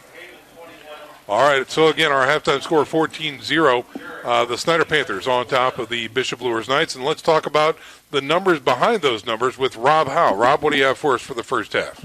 Well, so far, Snider is putting together a decent ground game. They've got 102 yards on 15 carries. However, Luers' Brandon Cowherd leads all rushers with 12 carries for 65 yards. We've got 2 rushing touchdowns for the Panthers. With Mr. Trotter and Mr. Barnes on his 1-yard push-through on that quarterback scrum. And Mr. Barnes also leads all passers with 10 completions and 116 yards. No passes through the air. We have 3 missed field goals, 2 for Snider, 1 for Luers. Penalties have been pretty light. We've got 3 for Snider for 40 yards, and we've got 3 for Luers for 15. All right, Rob out. Thanks very much for their first half numbers there. We will check in with Rob after the game as well for those grand totals, but we'll also bring in Mike Geely as well. Mike, first time behind the mic for Redeemer Radio, but not your first time looking at things from this level, whether it's the press box or the locker room or a fan in the stands as well. What is your reaction to the first half? Mine so far, I was not expecting just a two-score lead by Snider at the half, to be honest. Yeah, that's true. When you look at the records coming in and the level of play so far this year, that's true. When you look at the Knights coming out of last week's game against Southside, they started to put some things together. First time in a long time that they've had everybody healthy, and I think you're seeing some of that tonight, and that confidence is starting to grow with some of these younger guys that have been on the field all year. From my perspective, to shut down a passing attack like Snider has the ability to really, again, go over the top, hit those deep posts, or even the flat routes, the hitches and things like that. I think the defensive backfield for Luers has really kind of stepped up tonight. They have. They're giving a little extra cushion to the line of scrimmage. I talked about a little bit of that in the second quarter. But in doing that, they're not giving up the big play. And if they tackle well and attack after the ball is thrown, you can give up a little bit of that cushion and not give up the big play. And we've seen that really kind of work because they've had that bend, don't break attitude where they've come in when the field gets smaller. The Snider Panthers have had to settle for PAT attempts. That's right. And they've missed two. Yes.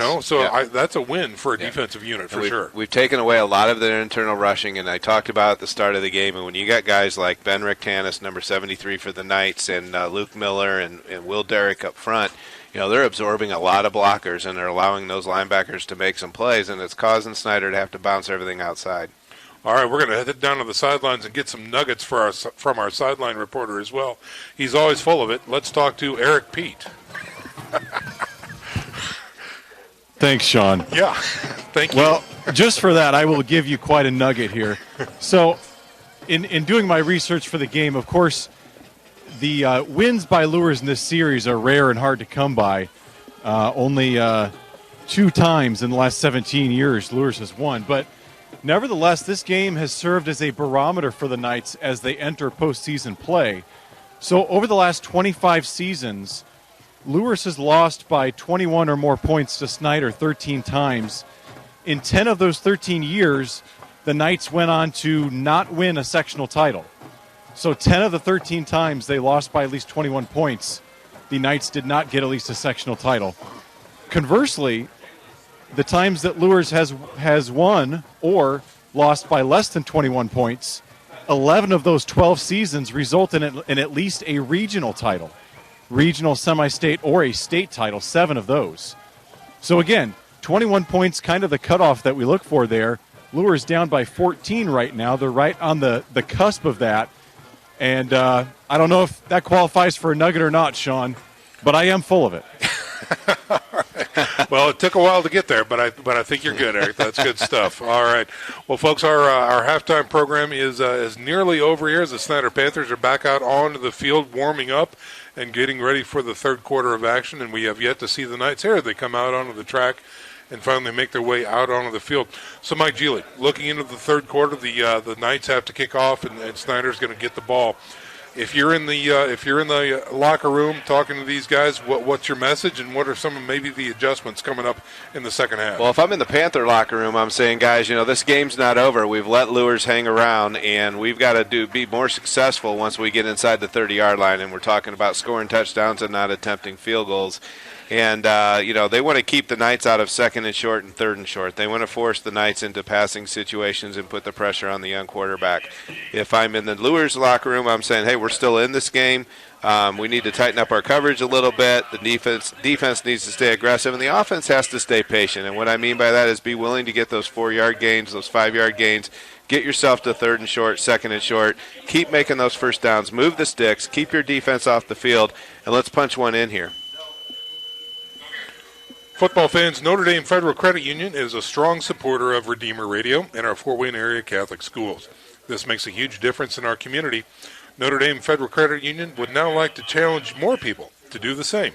Just call Tricia Benzing at 260-247-2361 to get more information on how you too can become a sponsor of high school sports or daily programming on Redeemer Radio 106.3 FM.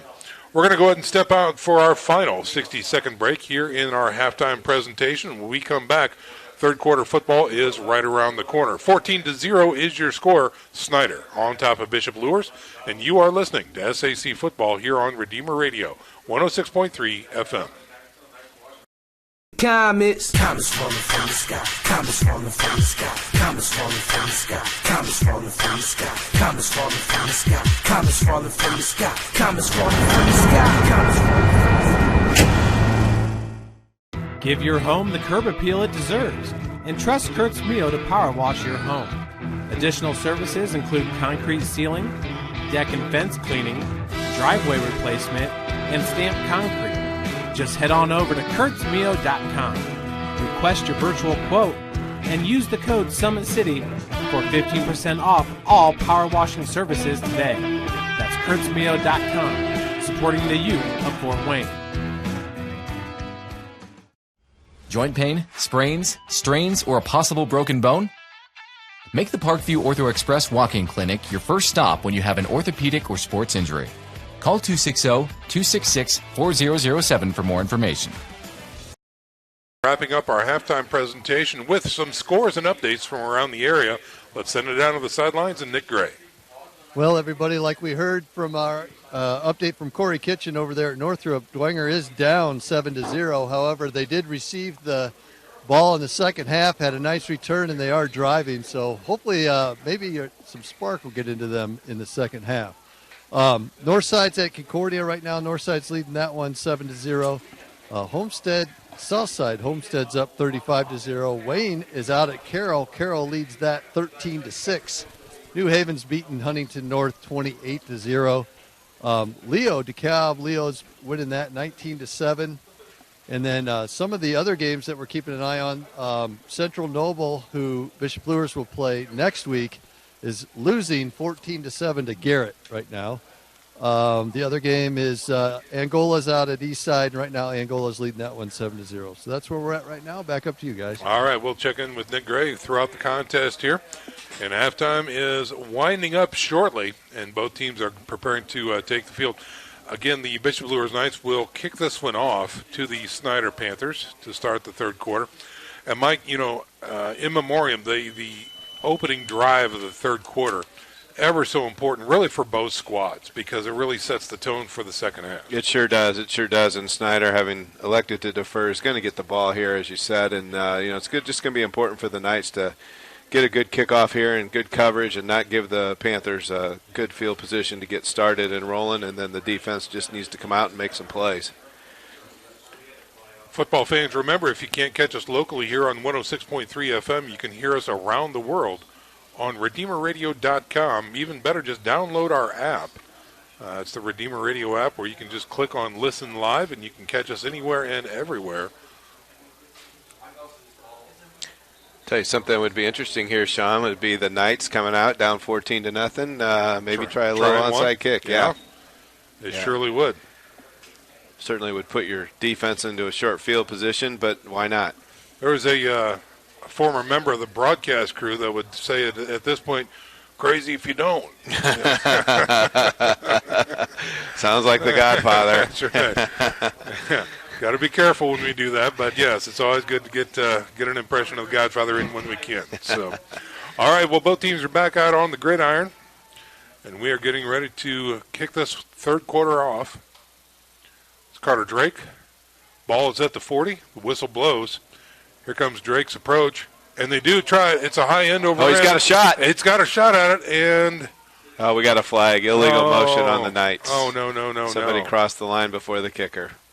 That is a tough one. Boy, he had I guess maybe Snider reacted to a whistle that we couldn't hear up here, but that ball was just hanging up in the air, and Snider was kind of flat-footed. Yes, they were. Like, why is nobody charging that ball? we just lost the surprise element, though. Yes, unfortunately, now we're going to have to kick away. That's right. All right, so they move the ball back to the 35-yard line. Drake will tee it up again and start this one over. The good news is we had the call right. Yeah, the bad news is right. we just couldn't get it executed. Couldn't execute. That's all right. Alonzo Derrick back, number 12, the deep men back for the Snider Panthers, standing at his own 10-yard line. And the dangerous speedster awaits Carter Drake's kick. Next whistle. And here's Drake's kick. It's a low line shot. And it'll be taken by an up back near the 18-yard line. Gets to the 20, gets out to the 25, through the middle. He's off like a shot. He's in Luers territory, down at the 30, down at the 20. They can't touch him. He is going to go in for a score. Wow. Great. Jay Sean Underwood, 5'9", 170 senior, defensive back. He was the up back there, and he hit the wedge and found a slice through the hole there.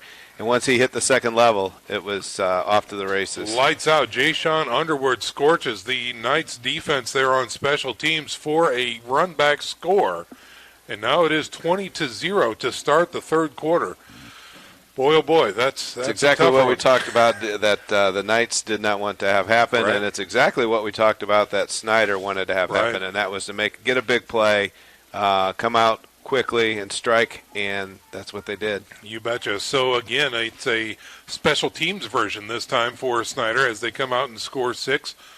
And let's see if in fact they can chip this one in. Trent Ryder, tee is good, the hold is good, the kick is up, and it is good. 7 more points on the board for Snider. Let's go ahead and check down on the sidelines with Eric Pete. Well, an auspicious start there for the Knights for the third quarter, but hats off to the Luers coaching staff as the players came to the sideline. Some of the assistant coaches pulled the player aside and said, hey, great speed. We love the speed. Now we just got to get in the right lane. You know, nothing but encouragement after that play. Yeah. When you might imagine the opposite. So a great sign from the Luers sideline. There it is. Well, again, and Mike, we talked about this as well as the Knights, as both of these teams are preparing for the second season. The Knights are just going to have an easier time of it with 2A than the Snider Panthers are going to have in 6A. That's obviously. Correct. Yes. And so the Knights coaching staff knows that it's going to be a rare thing for the players to see such speed and athleticism in their competition moving forward. Not unheard of, but uncommon. Exactly. Yeah. Exactly. And great teaching moments. I'm sure the Knights are trying to get some different players on the field for special teams and a great coaching moment and learning moment. So. Yeah. All right. So here's Snider's kick. It's a low liner, driven back and into the end zone. So no return that time for the Luers Knights. And Rob, I'm thinking that was probably about, an 82-yard return for Snider? About 82 yards? I had it at 82. You had it at 82. Okay, all right. Well, again, a huge return that time. Changes the score 21-0 now for the Snider Panthers as the Luers offense comes out to start the third quarter drive. And how important special teams is. The guy sitting on your right there, Rob Howe, and I used to coach together, and boy, we used to preach that, the special teams and having the penalty on the Knights side of the ball took away a surprise element to their special teams, and then the big play by the Panthers turning it here early. Yeah. Carson Clark and company out on the field for the Knights from the shotgun on 1st and 10 from their own 20. Man in motion now to the left side. Here's a snap. Stepping up, that's Johnny Sewell, actually, number 4 as a quarterback. Nope, it was Carter. Oh, it was. See the one there, couldn't see the one. All right. Carson Clark, yes. Yeah, Clark. So he scrambles back to the line of scrimmage as the pocket collapses, and he will get no yards on the quarterback scramble, but he doesn't lose any as well. Breakdown there up front by the Knights, a little blitz action out of the Panthers, and he was under duress immediately. No option but to go down. Yeah. All right, 2nd and 10 now for the Knights. 2 wide outs to the right, 1 wide left. 2 protectors back. Here is a snap. Give to the tailback, running right through the middle. C.J. Hale. Hale that time running angry. North of the 25, out to the 26. Nice movement up front. Justin Baum, the right guard, and right tackle Will Derrick in the center. Sophomore center Boudet getting good movement up front on the right side, getting with a nice gain of almost 6 yards. Yeah, going to bring up 3rd and 4.5, maybe 5. They do put it out to the 26, so we'll call it 3rd and 4 coming up. Split backs. Clark in the shotgun. Here's a snap. Again, give to the tailback. Finds some room. Gets north of the 30. He should have enough based upon the spot out to the 31-yard line. That will be a Luers first down. Nice job by Cameron Trotter to close quickly for the Panthers, but still good. Great effort by C.J. Hale. He hits the hole so quick, and nice job getting to the second level. So a first and down for the Knights coming up at their own 31-yard line. Again, this is third quarter action. That's that willingness to get 4 yards at a time, Sean. That's it.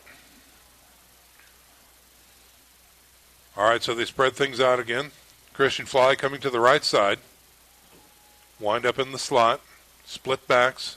Now Fly back in motion, going to the left side. Snap, give to the tailback. That's Hale again, off tackle left. Gets another nice gain. Nice misdirection there. Pulled the strut backside guard for the Knights. That was Baum again leading the way, and just a good kick-out block in the Knights. Good gain. Yeah, we'll call that a gain of 6, maybe 7. Brings up a second and long 3 for the Luers Knights.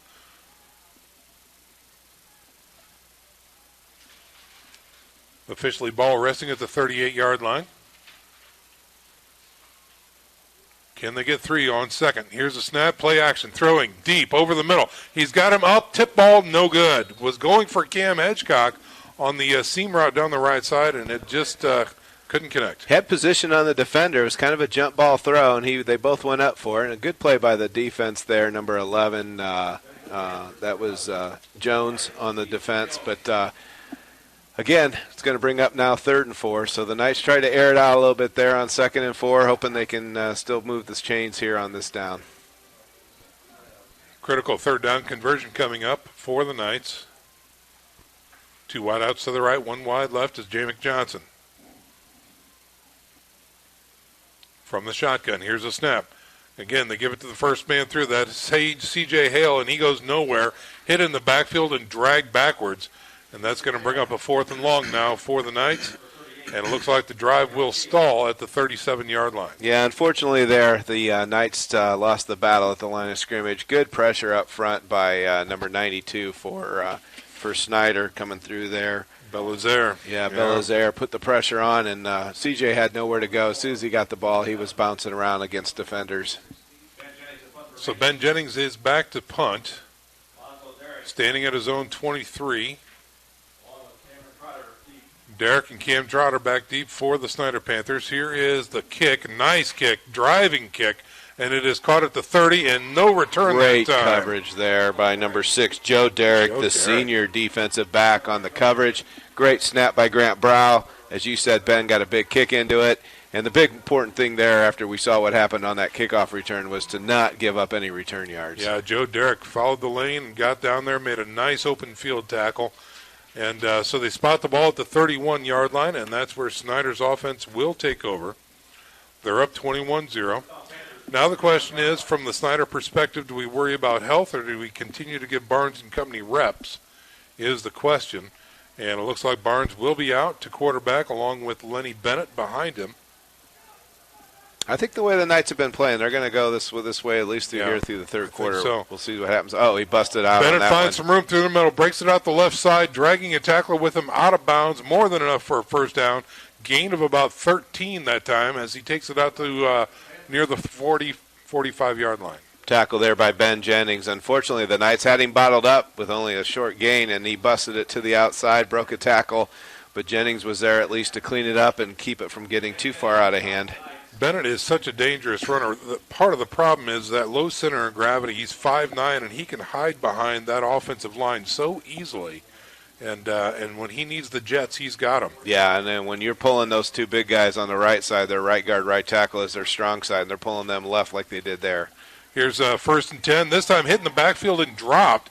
Nice tackle for loss that time by Ben Jennings. He's all over the field. They brought him on a blitz that time from the backside, and he made a great play on it. So they're going to mark this down at the 34-yard line. Loss of 1 on the play for Snider. Brings up 2nd and 11. They realign. Again, single set back, Barnes in the shotgun. Blitz comes through the middle. They pull him again to the left side. Lenny looking for some room, following those blocks, does get into Luers territory near the 49-yard line. A little bit of a busted play there. Nick Birkmeyer blitzed up the middle, as you said, Sean, and that caused him to stop his momentum, change direction to bounce outside. Still made a nice pickup, but it's going to bring up 3rd and a critical 4 here. Very important for the Knights to get a stop here and get off the field if they can with the ball sitting just on the shy of midfield.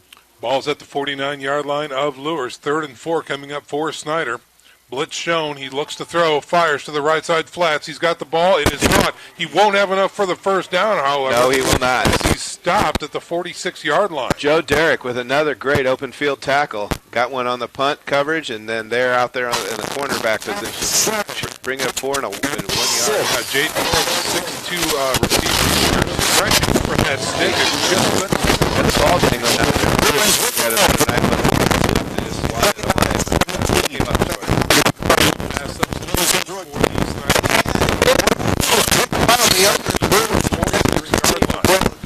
Power formation, Barnes under center, give to the tailback, has the first down or more, bounces it outside right. Hedgecock. And he is going to be dropped for a first down, gain down to about the 34-yard line of the Knights. Tackle by Cameron Hedgecock there, saving the long gain. You see that a lot on 4th and short. Once everybody bunches up, 11 men in the box, and when he busted it outside, there was only one man to beat, but Hedgecock did a nice job of wrangling him down. Unfortunately, one thing we're seeing here is Snider with their up-tempo, no huddle, starting to drain a little bit here on this series for the Knights. Cam Trotter on the run that time. Here's a quick throw on first down. The slant is good and taken down near the 25-yard line. Christian Fly on the tackle for the Knights. No yards after the catch, but still enough to make it 2nd and short. Yeah, Alonzo Derrick on the long slant that time takes it down to the 26-yard line. Nice gun by Barnes to make a 9-yard reception. Man in motion to the right side now on 2nd and short. Give to Lenny Bennett. Flag comes out. And will they... That's coming back, I think, Sean. Yeah, they shouldn't have. That was a quick hitting play. So yeah. So that is probably going to be a procedure penalty against the Snider Panthers. So 2nd and 1 will now become 2nd and 6. Well, that helps things out for the Knights and is going to test the playbook a little bit for Coach Tippmann and what the Panthers are going to do here with 2nd and 6. Will Derrick checking out for the Bishop Luers Knights as they move the ball back to the 31-yard line. Snider looking to the sidelines, gets the play in, and they're ready to go. 2 wideouts to the far side of the field to the right. Barnes, here's a throw. Quick screen. He's got it. He's got a blocker. He's got the first down and more. Tripped up and dropped that time on the far side of the field. Nice block there by their slot man, number 12, Alonzo Derrick. Did a real nice job blocking downfield on the Knights and was allowed to spring him there for that first down. Yeah, Jade Moore on the catch that time for Snider. He's going to be winding up wide out left this time on 1st and 10. Ball just inside the red zone now. Here's a snap. Give to the tailback. Bennett through the middle. Flag comes out. Big scrum, still on his feet and finally taken down. But hold the phone. There is a flag. And we'll see what happens here. White hat initial. It is a procedure penalty against Snider again. Would have been 2nd and 4, and it's all coming back now. Yeah. Again, Snider now playing behind the sticks. Unusual for this squad. It's going to be facing a 1st and 15. Back outside the red zone now. You're seeing a little more diverse offense tonight than you did last week against Dwenger with the weather conditions. Absolutely. Again, we talk about ball movement, personnel movement. They're really trying to show their competition a lot of different looks here. Yeah, precisely right. All right, little offset eye with a wing back to the right side. Here's a snap, and again, Barnes throws, and it's off the hands of the receiver, and no good that time. Derrick, the intended receiver. Nice job on defense out there by the Knights. Christian Fly wrapped him up right away and helped knock that ball out of his hands. 5:07 remaining in the third quarter. Your score 21-0 Snider on top of Bishop Luers. Snider facing a 2nd and 15 from the Luers 25-yard line. Got the play from the shotgun. Here's Barnes. Heat coming through the middle. Give to Lenny Bennett. Right side. Finds some room through the middle. Spins out of one tackle. Can't spin out of another.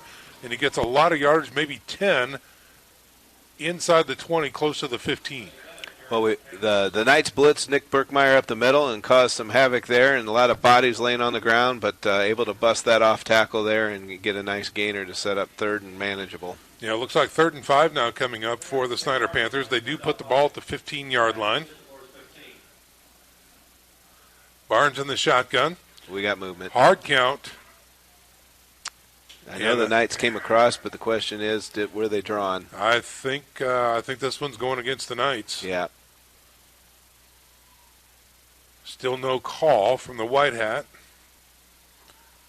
But I believe the side judge said, yes, offsides against the Knights. So that looks like a first down. Well, that's a tough penalty there. It is. That's not what, the one thing you always want to say is watch the ball there on defense, especially in third and under 5 yards to go for the first down. And that'll bring up a 1st and goal from the 10 now for the Snider Panthers. Barnes is in the shotgun, man in motion to the left side. Here's a snap, give to Bennett. Off tackle left side, driving through that line, getting into the linebacker core, still on his feet, and finally taken down inside the 5 near the 2-yard line. Makes you wonder if that call came from the sidelines there for the hard count or if it came from the senior quarterback, but it was a great job by the Snider Panthers to draw the Knights offside, and then we've got a Luers Knight that his helmet came off, so he's going to have to come to the sideline. Yeah, it's Berkmeyer coming out for the Knights and C.J. Hale coming in for him, replacement on one play here. 2nd and goal now for Snider. Here's a snap. Get to the tailback. Bennett around the left side. Trots in for a touchdown. Wow, that was way too easy for the Knights that time as Lenny Bennett was able to get into the end zone untouched that time and put 6 more on the points for the Snider Panthers. Yes, unfortunately, that was a wide open hole there for him, and he was able to just walk right into the end zone. So tough series for the Knights, and aided by that penalty there. So 2 third-quarter scores for the Snider Panthers so far. And let's see if, in fact, they can chip this one in. That's Trent Ryder.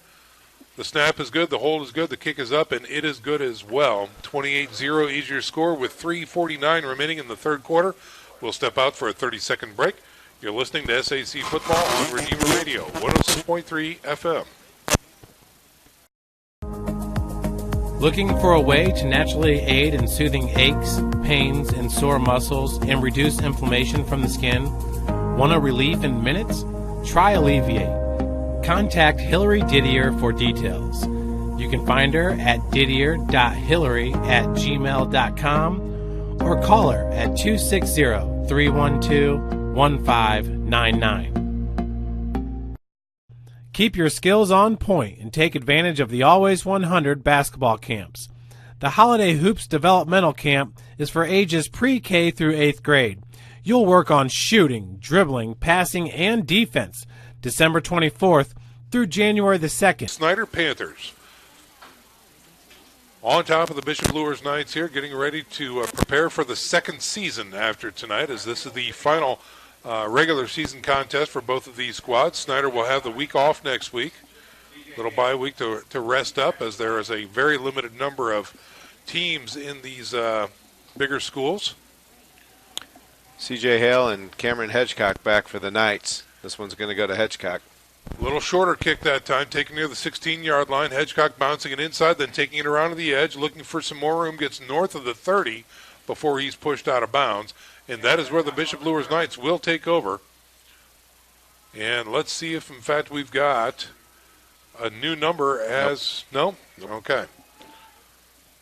We were speculating if, in fact, the Knights were going to go with a different quarterback, but as of right now, we still see Carson Clark, number 14. There he is. Number 12 is coming out on the field. That's Nelson Kanapke, number 12, new quarterback for the Bishop Luers Knights.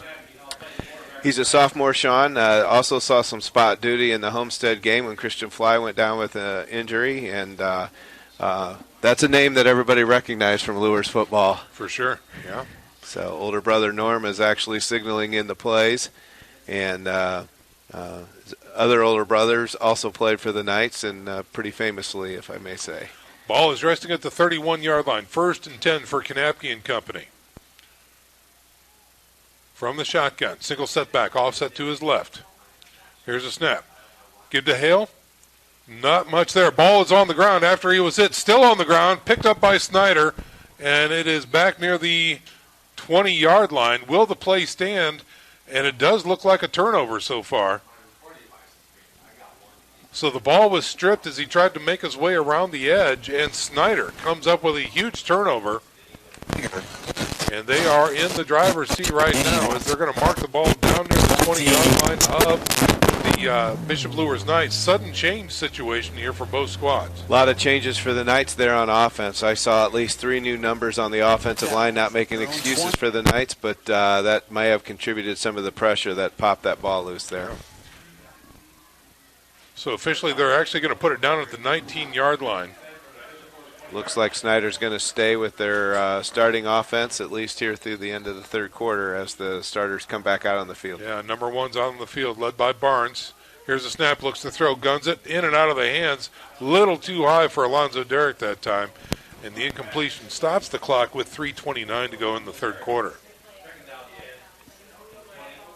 Well, one of our keys to this game was to, at some point, make sure that we're all getting out of this game healthy as we start the second season that we talked about it with the playoffs looming next week. So you're going to start to see some new numbers on the field for the Knights. And I'm already seeing that on the defensive line. Yes, exactly. And now we've got a timeout on the field called by Bishop Luers. So we'll go ahead and step out for a little timeout ourselves. 28-0 is your score, ladies and gentlemen. Bishop Luers, and you are listening to SAC Football on Redeemer Radio 106.3 FM. Kelly Automotive Group is simple, transparent, reliable. Simple. Our customer specialists make buying a car easy and fun. Transparent. Our price listed is the best price. No hassle, no gimmicks. Reliable. Buy with confidence and peace of mind. We work hard to ensure the best value however you shop. Come see us in Decatur at the 2733 Auto Mall and shop 7 brands in one location. The Kelly Automotive Group. Simple, transparent, reliable.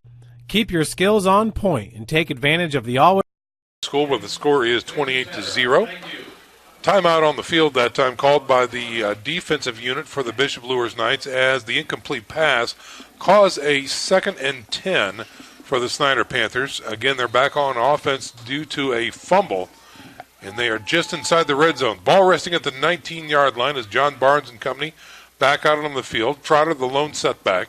Here's a snap, give to Trotter, through the middle, left side, has room, fighting tackles, gets inside the 10, the 5, gets to the pylon, steps out of bounds, just shy. Well, I think it's a wait. Is it a touchdown? They did call a touchdown. Okay, so finally they do put the arms up, and a score by Trotter takes it in for another 6 points. That was the entire second team defense for the Knights there, Sean. Right. I checked all the numbers through there, and the Knights making wholesale changes on defense for that series, and the results were pretty quick. You betcha. 19-yard run. That time by Cameron. Trotter gets to the pylon, and they put the arms up, so 6 more points on the board. And a read option. PAT is up and good. All right, so 7 more points on the board. 35-0 is your score with 3:21 remaining here in the third quarter. And this one may take a little bit. We'll see if we're going to be into a running clock situation after this. But right now, we're going to set it down on the sidelines and check in with Nick Gray, and hopefully he's got some additional scores and updates from around the league. Well, guys, I think last time I reported that Bishop Dwenger did score, but they missed the PAT. So right now, Northrop leads that one 7-6, and that's getting deep into the third quarter as well. Concordia's beaten Northside 13-7. Homestead's up on Southside 42-0. Carroll's still leading Wayne 13-6. New Haven's leading Huntington North 28-0. Leo's over DeKalb 19-7, and then also we're keeping an eye on that Central Noble Garrett game, and right now Garrett still leads that one 14-7. Back up to you guys. All right, Nick, thanks very much for that. And again, 3:21 remaining here in the third quarter. Awaiting the Snider kickoff, begin 19-yard run by Cam Trotter that time with 7 more points on the board for the Snider Panthers. Second team kickoff return team in, See Sean. this, okay.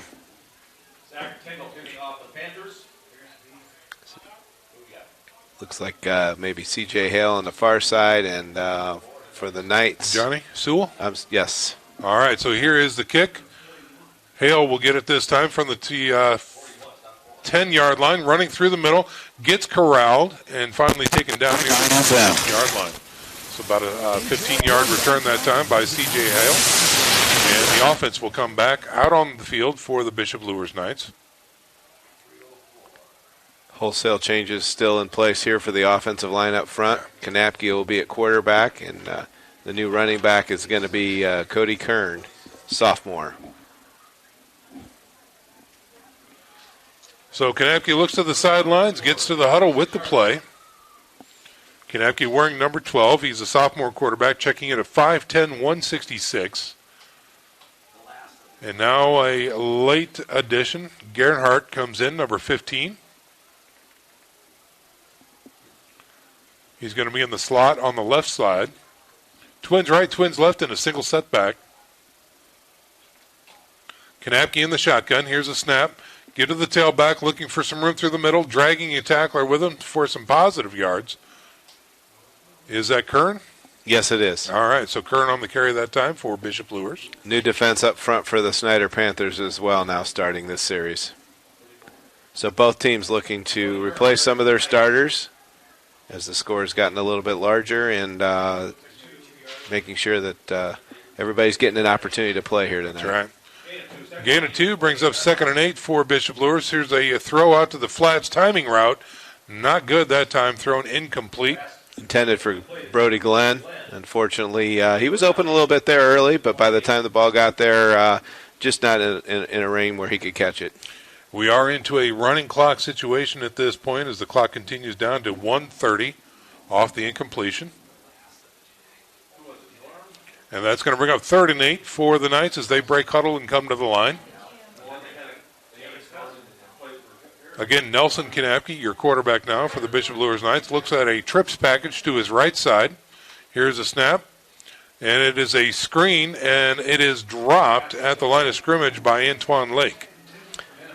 So offensive coordinator Jeff Stansky calls the plays down from the top of the press box, and they're relayed to the play by Norm Kanapke, who was the Knights quarterback most recently and is now an assistant coach for the Knights, and he relays the plays out to his brother.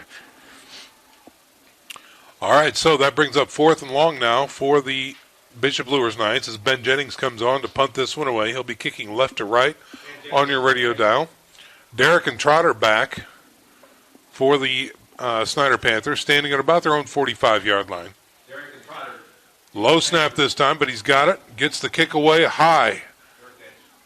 Fair catch called for near the 43-yard line by Cam Trotter. Joe Derrick down there to greet him again, but fair catch on that one. All right, so it is caught fairly. No return that time. And the Snider Panthers will take over 1st and 10 at their 43-yard line.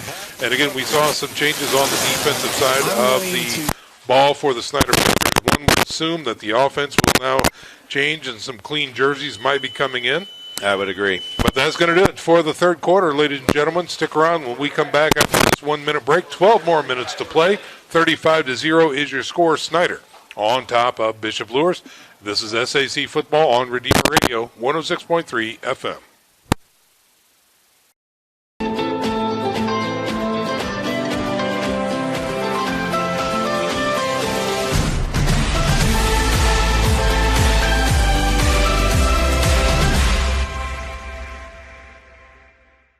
The Acme Bar and Grill, where neighbors meet. A Fort Wayne tradition since 1941. We feature nightly dinner specials along with our iconic pizza, wings, and pork tenderloins, and barbecue in our family-friendly atmosphere with a retro flair. Additionally, we offer a full bar with 26 beers on tap from various Midwest breweries. We also have an area perfect for private events such as meetings, reunions, and banquets that holds up to 50 people. The Acme Bar and Grill, located in the heart of East State Village, where neighbors...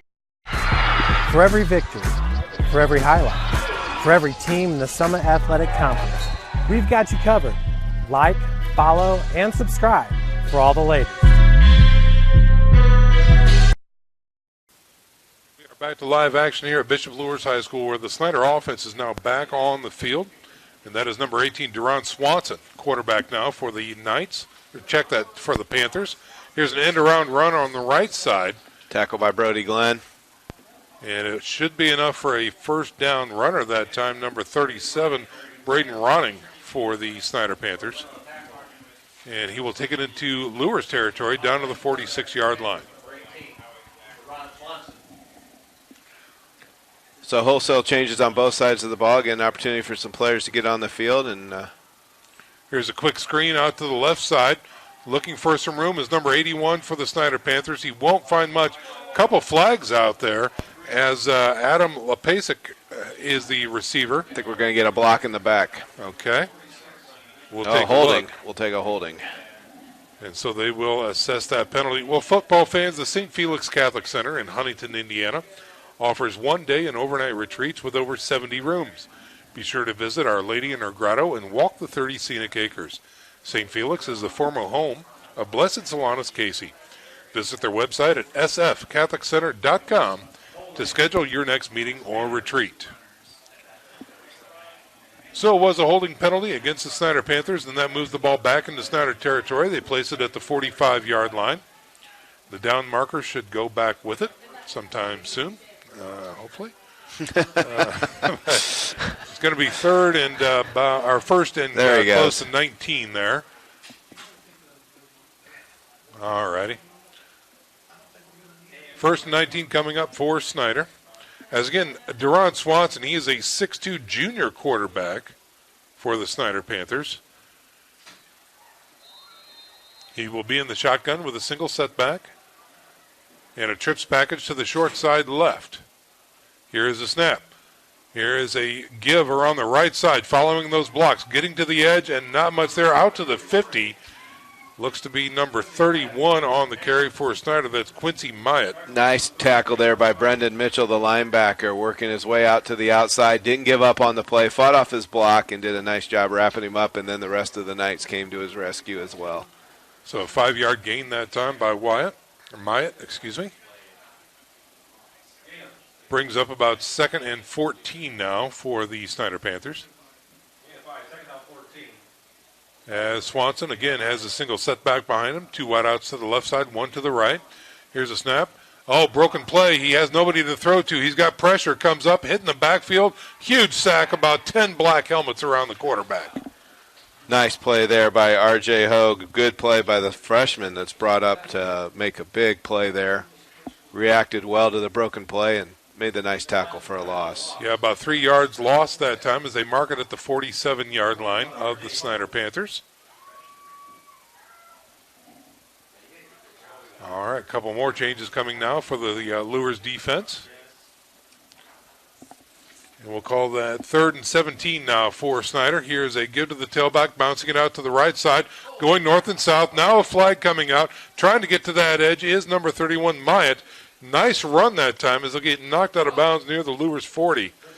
But this one might be coming back. Antoine Lake, the sophomore wide receiver, defensive back, 5'6", 148, strung that play out and made a nice tackle at the sideline. This is going to be holding it, Snider. Well, Mike Geely, we talked about next week the Bishop Luers Knights facing 2A, 2-6 Central Noble. What are you looking for coming up here? Well, Central Noble coming in, their coach has coached Central Noble. He coached them from 1994 to 2009, and then this is his came back in 2018. So he's been coaching them for 17 years. He's the only coach to coach them to a sectional title. So, there's some history there with him in that program. They've only played, I'll let you call this play here, and I'll talk a little bit about who they've played this year. Yeah, after the penalty here, it's now 3rd and 27 for the Snider offense here as they put the ball back at the 37-yard line. Here's a snap. Again, they're going to go try and find that edge. Great penetration and big-time tackle for loss by big 6'3" there. Nice tackle there by Jaden Sykes, and little assist there as well to Dakota Suloff. So nice job by those guys. Dakota came back from an injury last week. Good to see him out on the field. He just flies around. We'll see some first-team action as we get into the playoffs. So 4th and forever brings out the punt team now for the Snider Panthers as they get ready to kick this one away. I believe that's Zach Tyndall out there, number 81, to punt this one away. He'll be standing at about his 23 when he launches this one. Little high snap, but he's got the ball. A little rugby-style kick from the 25. And it's going to be no, he's got it in a breadbasket. Boy, that was lucky that time as the ball takes a great hop right into the receiver's midsection. R.J. Hogue on the return there. Probably should have called for the fair catch, but tried to make something happen and got a lucky bounce back up to him.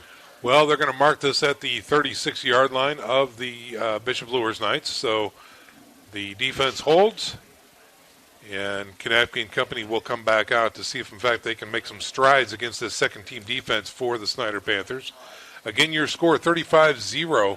We are in a running clock situation, 6:20 remaining in the contest. And the Bishop Luers Knights trying to fight their way back and get something going on the scoreboard here in the fourth quarter. Here's Kanapke with a quick screen, and in and out of the hands of his intended receiver, Brody Glenn, and that is incomplete.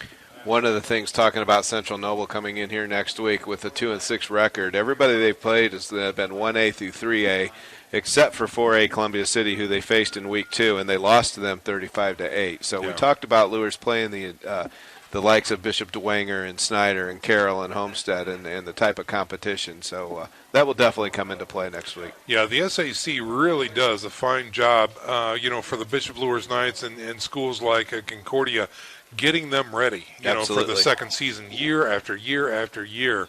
And so this is a great thing for the smaller schools in the SAC as they prepare for the second season. And just a reminder, folks, that that action will be right here on Redeemer Radio starting at 6:55 next Friday night. We'll be back here at the friendly confines of Luers Field to call that game. It's the Bishop Luers Knights hosting Central Noble for Sectional 1 playoff action right here on Redeemer Radio.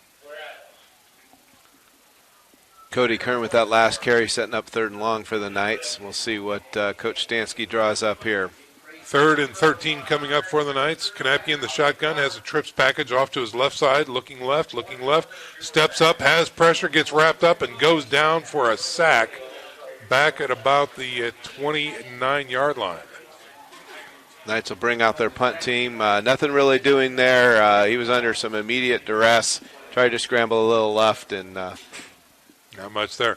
While we got some time, we'll go down to the sidelines and check in with Eric Pete. Well, you guys talking about next week's opponent for the Knights, Central Noble. That's a team that's had their struggles on offense, only averaging 11 points a game, and defense as well. They've given up over 50 points twice to Churubusco and West Noble. So the Bishop Luers Knights, I mean, we've seen their struggles tonight, but we've also seen some moments where they competed with a 6A squad. So, again, we'll see what they can do next week.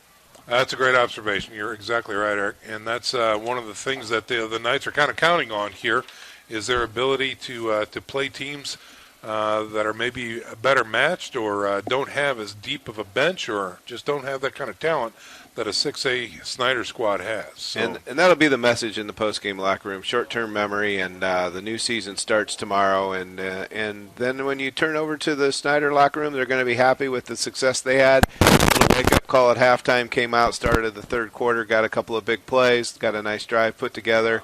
They're going to have, I think they get a week off as well. They do. And then they're going to play their normal juggernaut of Carroll and then Homestead looming after that if they can get past Carroll.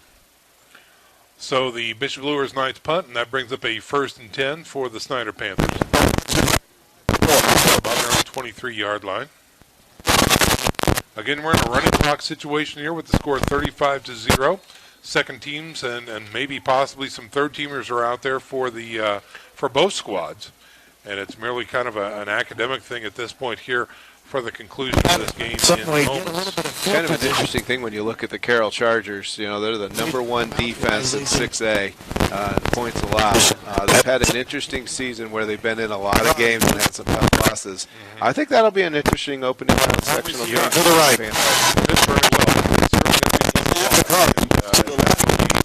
More than interesting to see what team comes out of that sectional for sure. And I think then when you look at that, if Snider can get past them, and then that, I'm sure Homestead's going to be at that point, and it's very tough to beat a Kurt Tippmann Snider team once in a year. To try to beat them twice in the same season, that's going to be a very tough task. Yeah. So some good matchups coming up in the 6A. Snider continues with that ball, looking for some room through the middle and finding it still on his feet. Right through I like that. Fine job getting into Luers territory. Is number 37 for the Snider Panthers, and that is Braden Ronning. And Andrew Horman for the Knights, a freshman linebacker. A freshman brought up to the roster this week in preparation for the playoffs. And getting an opportunity to play on the varsity field tonight, I'm sure that's exciting for them under the lights. And now it's a flag coming out on the light. And lots of substitution penalty here. Let's see what the official calls. A folks, when you open an Elevate membership at Notre Dame Federal Credit Union, you'll get $50 in your new account and another $50 for an eligible not-profit, like a Catholic high school, parish, or even Redeemer Radio. You already share our values. Why not share in our benefits? Notre Dame Federal Credit Union. Well, that penalty was against the Snider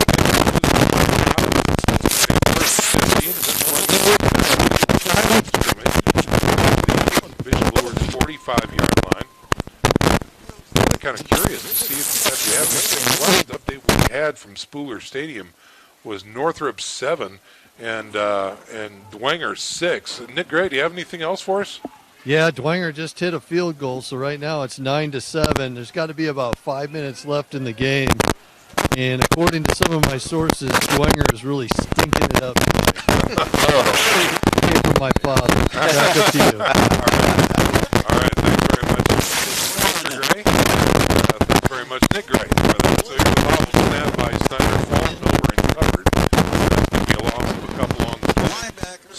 Sneaking it up on the field, that over there. Yeah, that's a tough one to end on, but that's probably going to do it for our action here. 35-0 is your final score. The Snider Panthers over the Bishop Luers Knights here at the field. Well, down to a stout Snider team. You know, Mike Geely, the game started with really kind of a surprising effort by the Bishop Luers Knights, holding the Snider Panthers to 14 points in the first half, but then it just kind of all unraveled, especially with that opening play in the third quarter on special teams by Snider, and then never looked back after that. Yeah, you're absolutely right, Sean. And some of that plays into the depth on the field, the ability of Snider to not have as many two-way players, and as the game wore on, that started to take it. But there's some positive things tonight that Coach Kyle Lindsay can build upon. And I'm sure they'll be playing. Look at the throw. Look. And there he gets hit to the blind side. We're going to step out for our last 1-minute break. When we come back, we'll have final stats and wrap up our coverage here from Bishop Luers High School. Again, reporting your final, Snider 35, Bishop Luers 0. We're back in 60 seconds. You're listening to SAC Football on Redeemer Radio. As he looked to the left side of the field, he got hit from his right. Running one of the clearly.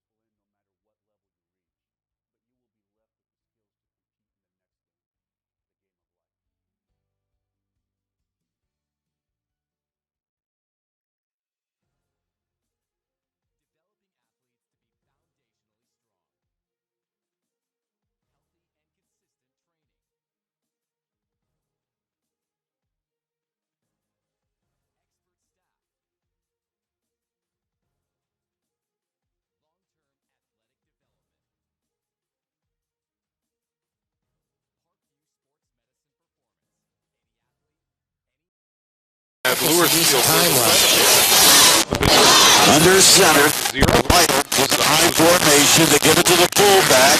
And you have some final numbers for us. Yeah, sure is. Looks like Snider. Bishop Luers 7. Snider with a big rushing game, 272 yards on the ground, led by Bennett with 88 and Trotter with 137. Bishop Luers side of the line, they ran for 86 total yards, took some sacks. Took some negative plays. Brandon Cowherd leading the Knights with 65 yards. Passing tonight, the Knights only threw for 22 yards, whereas Barnes for Snider threw for 138, no touchdowns. Again, a rough night on special teams. We had a couple drops out there. We had 2 missed field goals for the Panthers and a missed field goal for the Knights. All right, Rob Howe, thanks very much for those final numbers, and that's going to do it for our coverage here tonight. Ladies and gentlemen, thank you so much for being with us, and special thanks to the Redeemer Radio Sports crew. Mary Poinsett back at the station keeping us on the air. On the sidelines tonight, we had Nick Gray and our sideline reporter, Mr. Eric Pete. Up in the booth, we had Rob Howe on stats. For my broadcast partner, Mike Geely, I'm Sean McBride, wishing you all a good night. May God bless you, and we'll see you on the sidelines. This is SAC Football on Redeemer Radio, 106.3 FM.